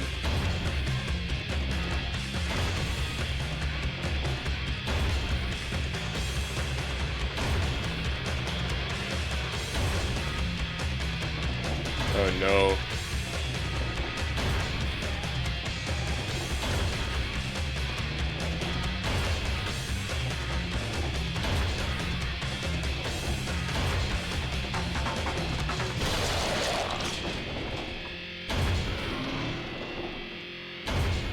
Oh man, Kyoko. What the hell? And that's how the class trial of Mukuro Ikusaba came to an end. I still had to wonder whether Kyoko was actually innocent or... Regardless, the truth was lost forever, even for me. I just stopped thinking about it. That was the end of Mukuro's class trial. And in the end, it would prove to be our last class trial. Once that case was over, there was never a single murder I hope to speak ever again. We had obtained peace in exchange for the lives of all the others. What? What the hell? Peace, but only inside the school. Peace, but only for us. That was the only hope we had. Hope.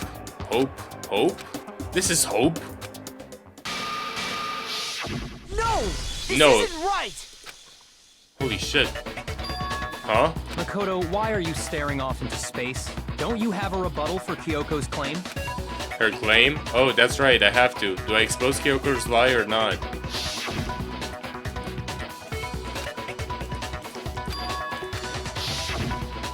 She's not wrong. I have to think about this. What do? I have to decide right here. Oh, so that's what happens if I pursue the lie? What the hell? Run away? Let it go. I've made my decision. I have to believe in Kyoko. There's no way she would kill someone. There has to be some secret here. Something that has to do with the mastermind's trap that Kyoko mentioned. Well, does no one have a rebuttal? Have you decided to accept her assertion as fact? I see. So you still refuse to accept it. I suppose we have to admit that Kyoko didn't put the locker key in her room. That it was someone else. But who else could it have been? You? I mean, Byakuya had a room key, right? Yeah. You! What are you trying to imply? But of course, I have an alibi. From nighttime on, I was with you guys the entire time. I couldn't possibly have killed anyone, or put the key in Kyoko's room. Well, someone had to put the key in there. There's only one other possibility I can think of. Someone could have had the key on them, then once they arrived at the scene, pretended to find it there. What? It had to be Makoto, right? Oh no. I don't see any other option. Wait a second. You've got it all wrong. Let's think about it one more time. There's gotta be a hidden side to this case. Huh? A hidden side? First of all, there's something off about this entire trial. Yep. You all see it, don't you? Mukuro, who we didn't even know existed, suddenly shows up dead. And then we're thrown into a trial. And Kyoko even said, it's a trap the mastermind set for us. So that's why this has to be... Yup. Okay, time's up. Huh? Time's up. Class trial's all over. Everyone can stop talking now. What? Time's up? What do you mean time's up? There's no time's up. Since when have we... It's because you were late, so we had to push back the start time. What the hell? So then, it's time for voting time, okay? Everyone, please vote using the lever in front of you. What the hell? Time. What is going on? Okay, so this is the actual end of the trial? What the fuck? What? This whole thing is a mess now. What the hell? I don't understand what's going on. Who will be chosen as the... Hey, hold on! What's it gonna be? What's it gonna be?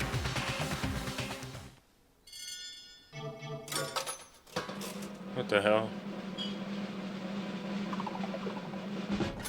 Makoto! Me!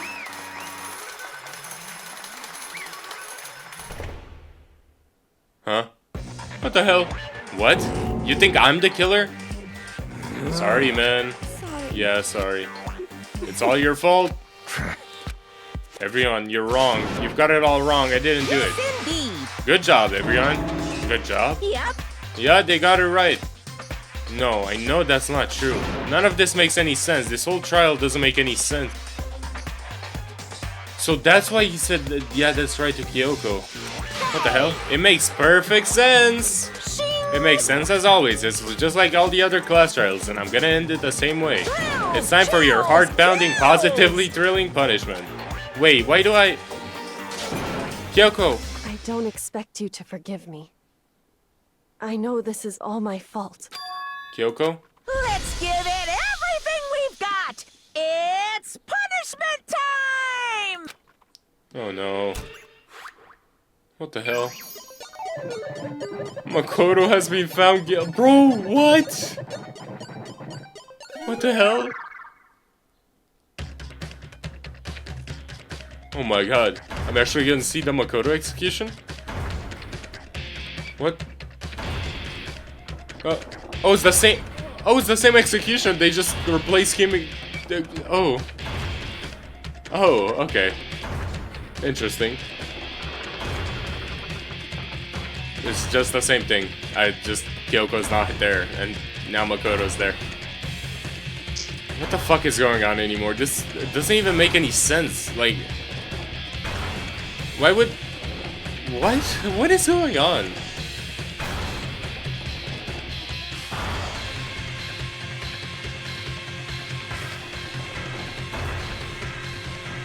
What the hell? Fuck.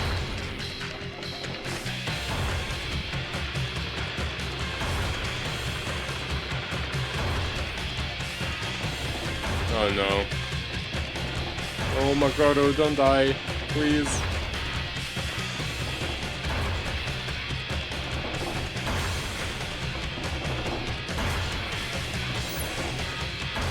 Oh, what? Chucky? Alter Ego?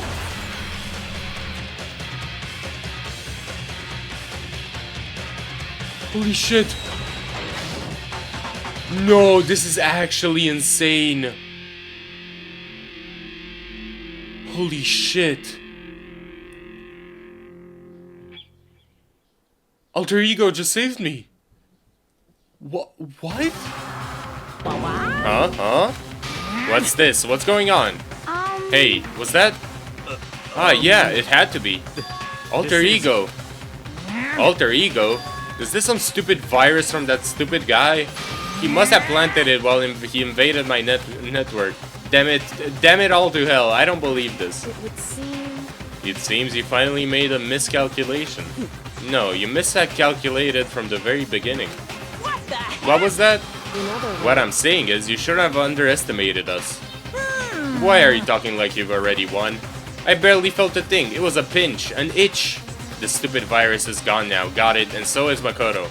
Maybe I didn't get to smash him flat, but you're never gonna see him again. To waste away in that garbage-strewn pit in a way that's even an even better special punishment. But it's still not enough. I'm still not satisfied. I'm still gonna bring despair to the rest of you. Bring despair to the entire world.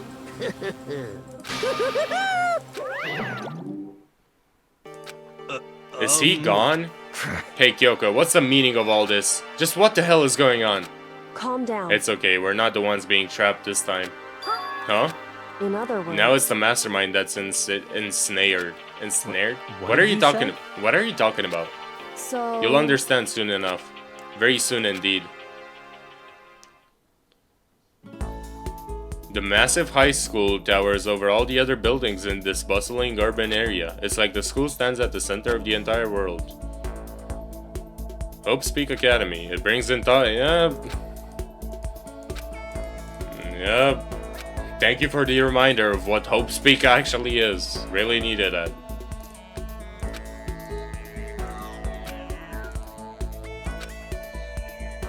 And standing there at the gate of the ultimate school, yep, was me. Oh. Oh. What? Where am I? Am I getting like a full recap? My body felt heavy. I wouldn't be weird for me to zonka, yeah? What the heck is going on? Good. Oh. There, that's new. Finally. I could finally feel my mind and body start to come back together again, and then I was awake. Or was this just another dream? A dream inside a hopeless nightmare? No, this isn't a dream. I could tell because the stench invading my nostrils was too powerful for a dream. What an awful smell. I was in a vast, dark cavern with a barest hint of light seeping in. The trash was piled high all across the area. This must be some kind of underground garbage pit. A heck of a situation to find myself in. But that was just the beginning of my problems. Was I going to be stuck in there till I wasted away and died? No, I can't let that happen. Not after what my good friend went through to save me. I remembered all too well what had happened. Alter Ego saved me. And he used up the last little bit of his strength to do it. So I can't give up now, for myself and for my friend. And with that, my pursuit of survival began. First step was to start looking for a way out of here. It's locked. No matter how many times I pushed or pulled or kicked at it, it didn't budge. Getting out of here isn't gonna be that easy. Well, if I'm not getting out of here anytime soon. I decided to look around for some food. There's plenty of food here, but it's all rotten. But that was pointless too. Next, I searched for some water. How can I be sure which liquids I can drink and which ones are an all-around bad idea? Again, pointless. I feel like I'm blocked in on all sides, but that's still not enough reason to give up because I'm still alive. As long as I'm alive, I'll never give up. After making that proud declaration, the next thing I decided to do was go to sleep. My sleep was deep and uninterrupted. That was my only way to preserve what little strength I had left after not being able to eat or drink. I can't be sure, but I think at least a full day had to have passed. And all I did was sleep and sleep. It was like I was waiting for some kind of sign to come falling out of the sky. However, what fell from the sky wasn't a sign. Not exactly. Oh. What the? The strange sound pierced my silent isolation, jarring me awake. As I watched, the pile of garbage jostled and formed an odd shape. Did something fall down over there? Something fell from up above. What could it have been? Did a giant piece of trash just fall down here? I carefully stretched my hand out towards whatever it was that had tumbled down here with me. Just a second. A giant piece of trash? Rude. Before she even emerged from the pile of garbage, I knew who it was. Kyoko. Oh. It smells awful. Oh god. This place smells awful. Kyoko. Indeed. You look like you're doing better than I expected. What are you doing here? So... Isn't it obvious? I'm here to help you. I'm glad to hear that, Kyoko.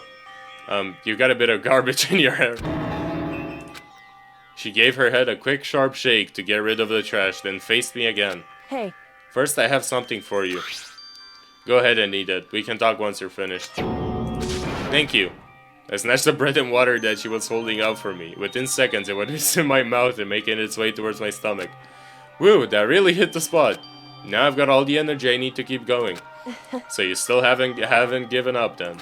Of course not. After all, the fact that I can keep going forwards is about all I'm good at. Well, that's not such a bad thing to be good at. But Kyoko, why'd you come to rescue me? So... To pay a debt? Or no, to atone. Atone? You... During the trial, even though you knew I was lying, you didn't say anything. So you knew that I knew. Indeed. But even though I knew, I did nothing to help you. I abandoned you. Don't say that, you didn't abandon me. No, that's exactly what I did. I abandoned you in order to save my own life. You were trying to save me and I couldn't bring myself to do the same for you. However... But listen, not that I'm trying to make excuses, but there was a reason that I had to survive no matter the cost. Why did you have to survive? It's true. I'll tell you everything. The reason I have to survive In other words... is so that I can do what I came to this school to do. What? I made up my mind to come to Hope Speak Academy for one very important reason. So you have some reason for coming to Hope Speak? Indeed. That's right, at least I did once. Once? I... Until recently, I'd forgotten what it was. You forgot? But that's... I had no memory, yeah? Then, is it really true you lost your memory? Makoto. Do you remember, Makoto? Do you remember the first thing that happened to each of us as soon as we arrived at this school? The first thing? You're talking about when we fainted, right? I fainted and when I woke up, I was trapped here. That's right. I fainted too, and when I woke up, I noticed a strange feeling of separation within myself, a disconnect. It would seem... Thinking back on it now, at that point my memory was gone. At that time I'd forgotten. I couldn't remember why I'd come to this school, and I couldn't remember what my ultimate ability was. But what would make you forget all that? Hey. Strange, isn't it? It's hard to imagine it happened by chance. It seems much too convenient. Are you saying you think you lost your memory because... Indeed. I don't think. I'm positive it was the work of the mastermind. They stole my memory. But why would they want to do that? There's only one reason I can come up with. Because of my purpose and my ability. Somehow they would interfere with the mastermind's plans. So the mastermind just stole them from you? However... It could also mean, somehow my memories may be connected to the mystery of the school and the mastermind. Which is why I have to get them back. That's why I've been investigating things by myself this whole time. But if what you say is true, why didn't you ask the rest of us to help you? Why is that? If I did that and we all worked as one, the mastermind would have noticed right away. Plus, there's always the chance that the mastermind is actually one of us. What? Correct. Well, don't make too big of a deal. Well, don't make too big of a deal out of it. It's just a possibility. But since it is a possibility, we can't ignore it, right? The mastermind, one of us. If she believed that, then of course she couldn't trust anyone around her. In which case, it only makes sense that she would look into her missing memory by herself. However... That being said, there was a limit to what I could do by myself, which is why I asked you to help me. But why me? Because among everyone, you were the least likely to be the mastermind. That was just intuition, but... I see. Your intuition was right though. There's no way an ordinary kid like me could have been the mastermind. I should understand everything. My goal isn't to get it's to stay here. Oh no. Yeah, it's just like the dream I had before, but why did that just happen? Listen. Are you okay? Oh yeah, it's nothing. It is nothing, right? Hey. Even now, I still trust you, you know? It's just, I'm not used to relying on others. Correct. I know I never asked you for help right away, so I understand if you're not too convinced. Honestly, I was convinced. I think that's just her personality. You said you had a reason for doing all that investigating on your own. So how'd that turn out? Were you able to remember anything? So... I think there's still a lot I don't remember, but at the very least, I was finally able to recall my purpose and my ability. You mentioned your ability. My ability, what everyone should have known me for. I'm the ultimate detective! Holy shit, that explains so much actually. The ultimate detective? Correct. And the reason I came to Hopespeak Academy, there was someone I had to find here in the school.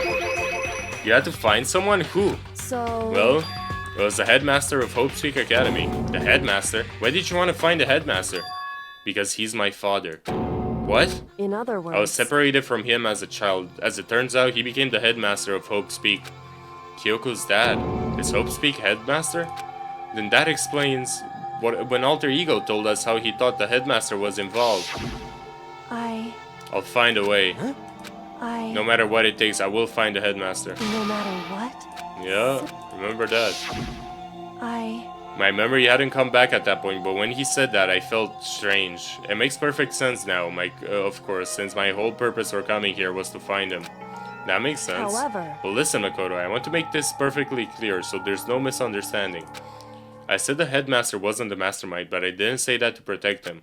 I only said what I felt was based on what I'd seen when I snuck into the headmaster's room. Then, what did you see in there? So... The room had been ransacked, the shelves were a mess, the desk drawers dumped on the floor. The only conclusion is that someone who didn't know where anything was had been in there. You mean, the mastermind, right? It's true. That was my assumption, yes, and to confirm my suspicion, I decided to investigate the second floor of the dorms using the key I found. But why there? Because I also found this in the headmaster's room. This is some kind of map? Indeed. It's a layout of the entirety of Hopespeak Academy. I found it in the headmaster's room along with the Mukuro's profile in that key. The map showed that the second floor was home to a number of rooms meant for faculty use. Some of the staff must have had to stay overnight from time to time, and I figured the headmaster would have some kind of private room there. I assumed that if that were true, the room would likely hold more clues, so I went to check. Correct. And that's when I finally remembered. I remembered that my purpose was to find the owner of that room. So he went there to see if the headmaster really did have a private room there. However... Once I got there, I noticed that the second floor of the dorms didn't have any cameras and monitors. So what was like, that part of the school, I mean. It's hard to describe, all I can say is... The moment I saw it, I realized, whatever's going on in this school is more horrific than we ever imagined. What do you mean? So... I can't explain it. You need to see for yourself, and I'm sure you get your chance soon enough. It sounds like it must be important and really ominous. Huh. However... Of course, once I get... Oh, which is why I had no idea what was going on in the rest of the building. It has to do with Mukuro Ikusaba, doesn't it? However... Just to be perfectly clear, I didn't kill her. And I know it wasn't you either. I know you're right, but that just means everyone but you and me had an alibi, so then who did kill her? Anyway... What I can say for sure is that the mastermind is directly involved. To begin with, the point of the class trial with Mukuro Ikusaba was to get me killed. Get you killed? Indeed. I stole that key and disappeared, and in retaliation, they wanted to draw me out and eliminate me. Correct. That was the point of the class trial. It was? The mastermind knew they couldn't interfere directly. You mean because of the school regulations? That's right. Exactly. And minimal restrictions, yeah? In other words... The mastermind is adamant about following the rules, and with that rule in place, they couldn't step in. Since they couldn't kill me themselves, they tried to use the class trial to do that. The mastermind couldn't step in because of the rules? That makes it sound like the mastermind themselves and so I'm bound by the school regulations. Hey. There's one other thing I'd like to point out about the murder of Mukuro Ikusaba. What's that? There was a point of where Mukuro may not have become the victim. It could have been you, Makoto. I could have become the victim? Indeed. You know what I'm talking about, right? Do you mean... Yep. During the night? I can hear them, you know? The footsteps of the God of Death. What? I can hear the God of Death as he moves. That ability naturally draws me into cases just like this. Anyway... Which is exactly what happened with you. I was in the dorms and I had a sudden sense of dread. I looked down the stairwell and I saw a white shadow cross the corridor. I gave chase right away. As I followed it, I saw the shadow go into your room. Correct. I ran into your room and I saw what was happening. I intervened immediately, of course. However... That wasn't the end of things, of course. I stopped them, but that led to... Whoever the masked silent was, they ended up dead. Correct. And their murder was disguised, and the dojo key would wound up in my room. It all had to be the work of the mastermind in an attempt to use a class trial to eliminate me. So all this would mean that whoever killed Mukuro is also the mastermind, right? Indeed. I don't have a conclusive evidence, but that's what I think. But that's really bad if true. It means the mastermind can kill whoever they want if they feel like it. Wait, but doesn't that create another contradiction? The mastermind wanted to use a class trial to try and kill you because they couldn't interfere, right? Correct. You're right, that is a contradiction. And it's not just Mukuro. They needed the class trial to kill me, but seemed ready to kill you in your room. Everything they did is a contradiction. So what does it all mean? In other words... It means the mastermind is the one who's being cornered. Huh? Makoto. Just a little more. A little more and I should be able to figure out the mastermind's identity. The identity of the other ultimate despair. The other ultimate despair? There's no doubt that Mukuro was the ultimate despair and that she's dead. But I don't think the ultimate despair is just one person. It's not? Indeed. If you think about it, the ultimate despair seems to implicate whoever caused that event. You're talking about what happened a year ago, the biggest, most awful, most tragic event in human history. The tragedy, whoever's responsible for that, they're the ultimate despair? It would seem... That despicable group whose only purpose and motivation comes from despair. Then they're, Indeed. Make no mistake, they're the root of all the evil that has forced us to go through this. That is the ultimate despair, and that is our real enemy. Holy shit, that was such a weird fucking chapter. That was wild. Well, everybody, I think we're gonna stop it here. Thank you for watching, and I'll see you in the next video. Stay safe, everyone, and stay silly.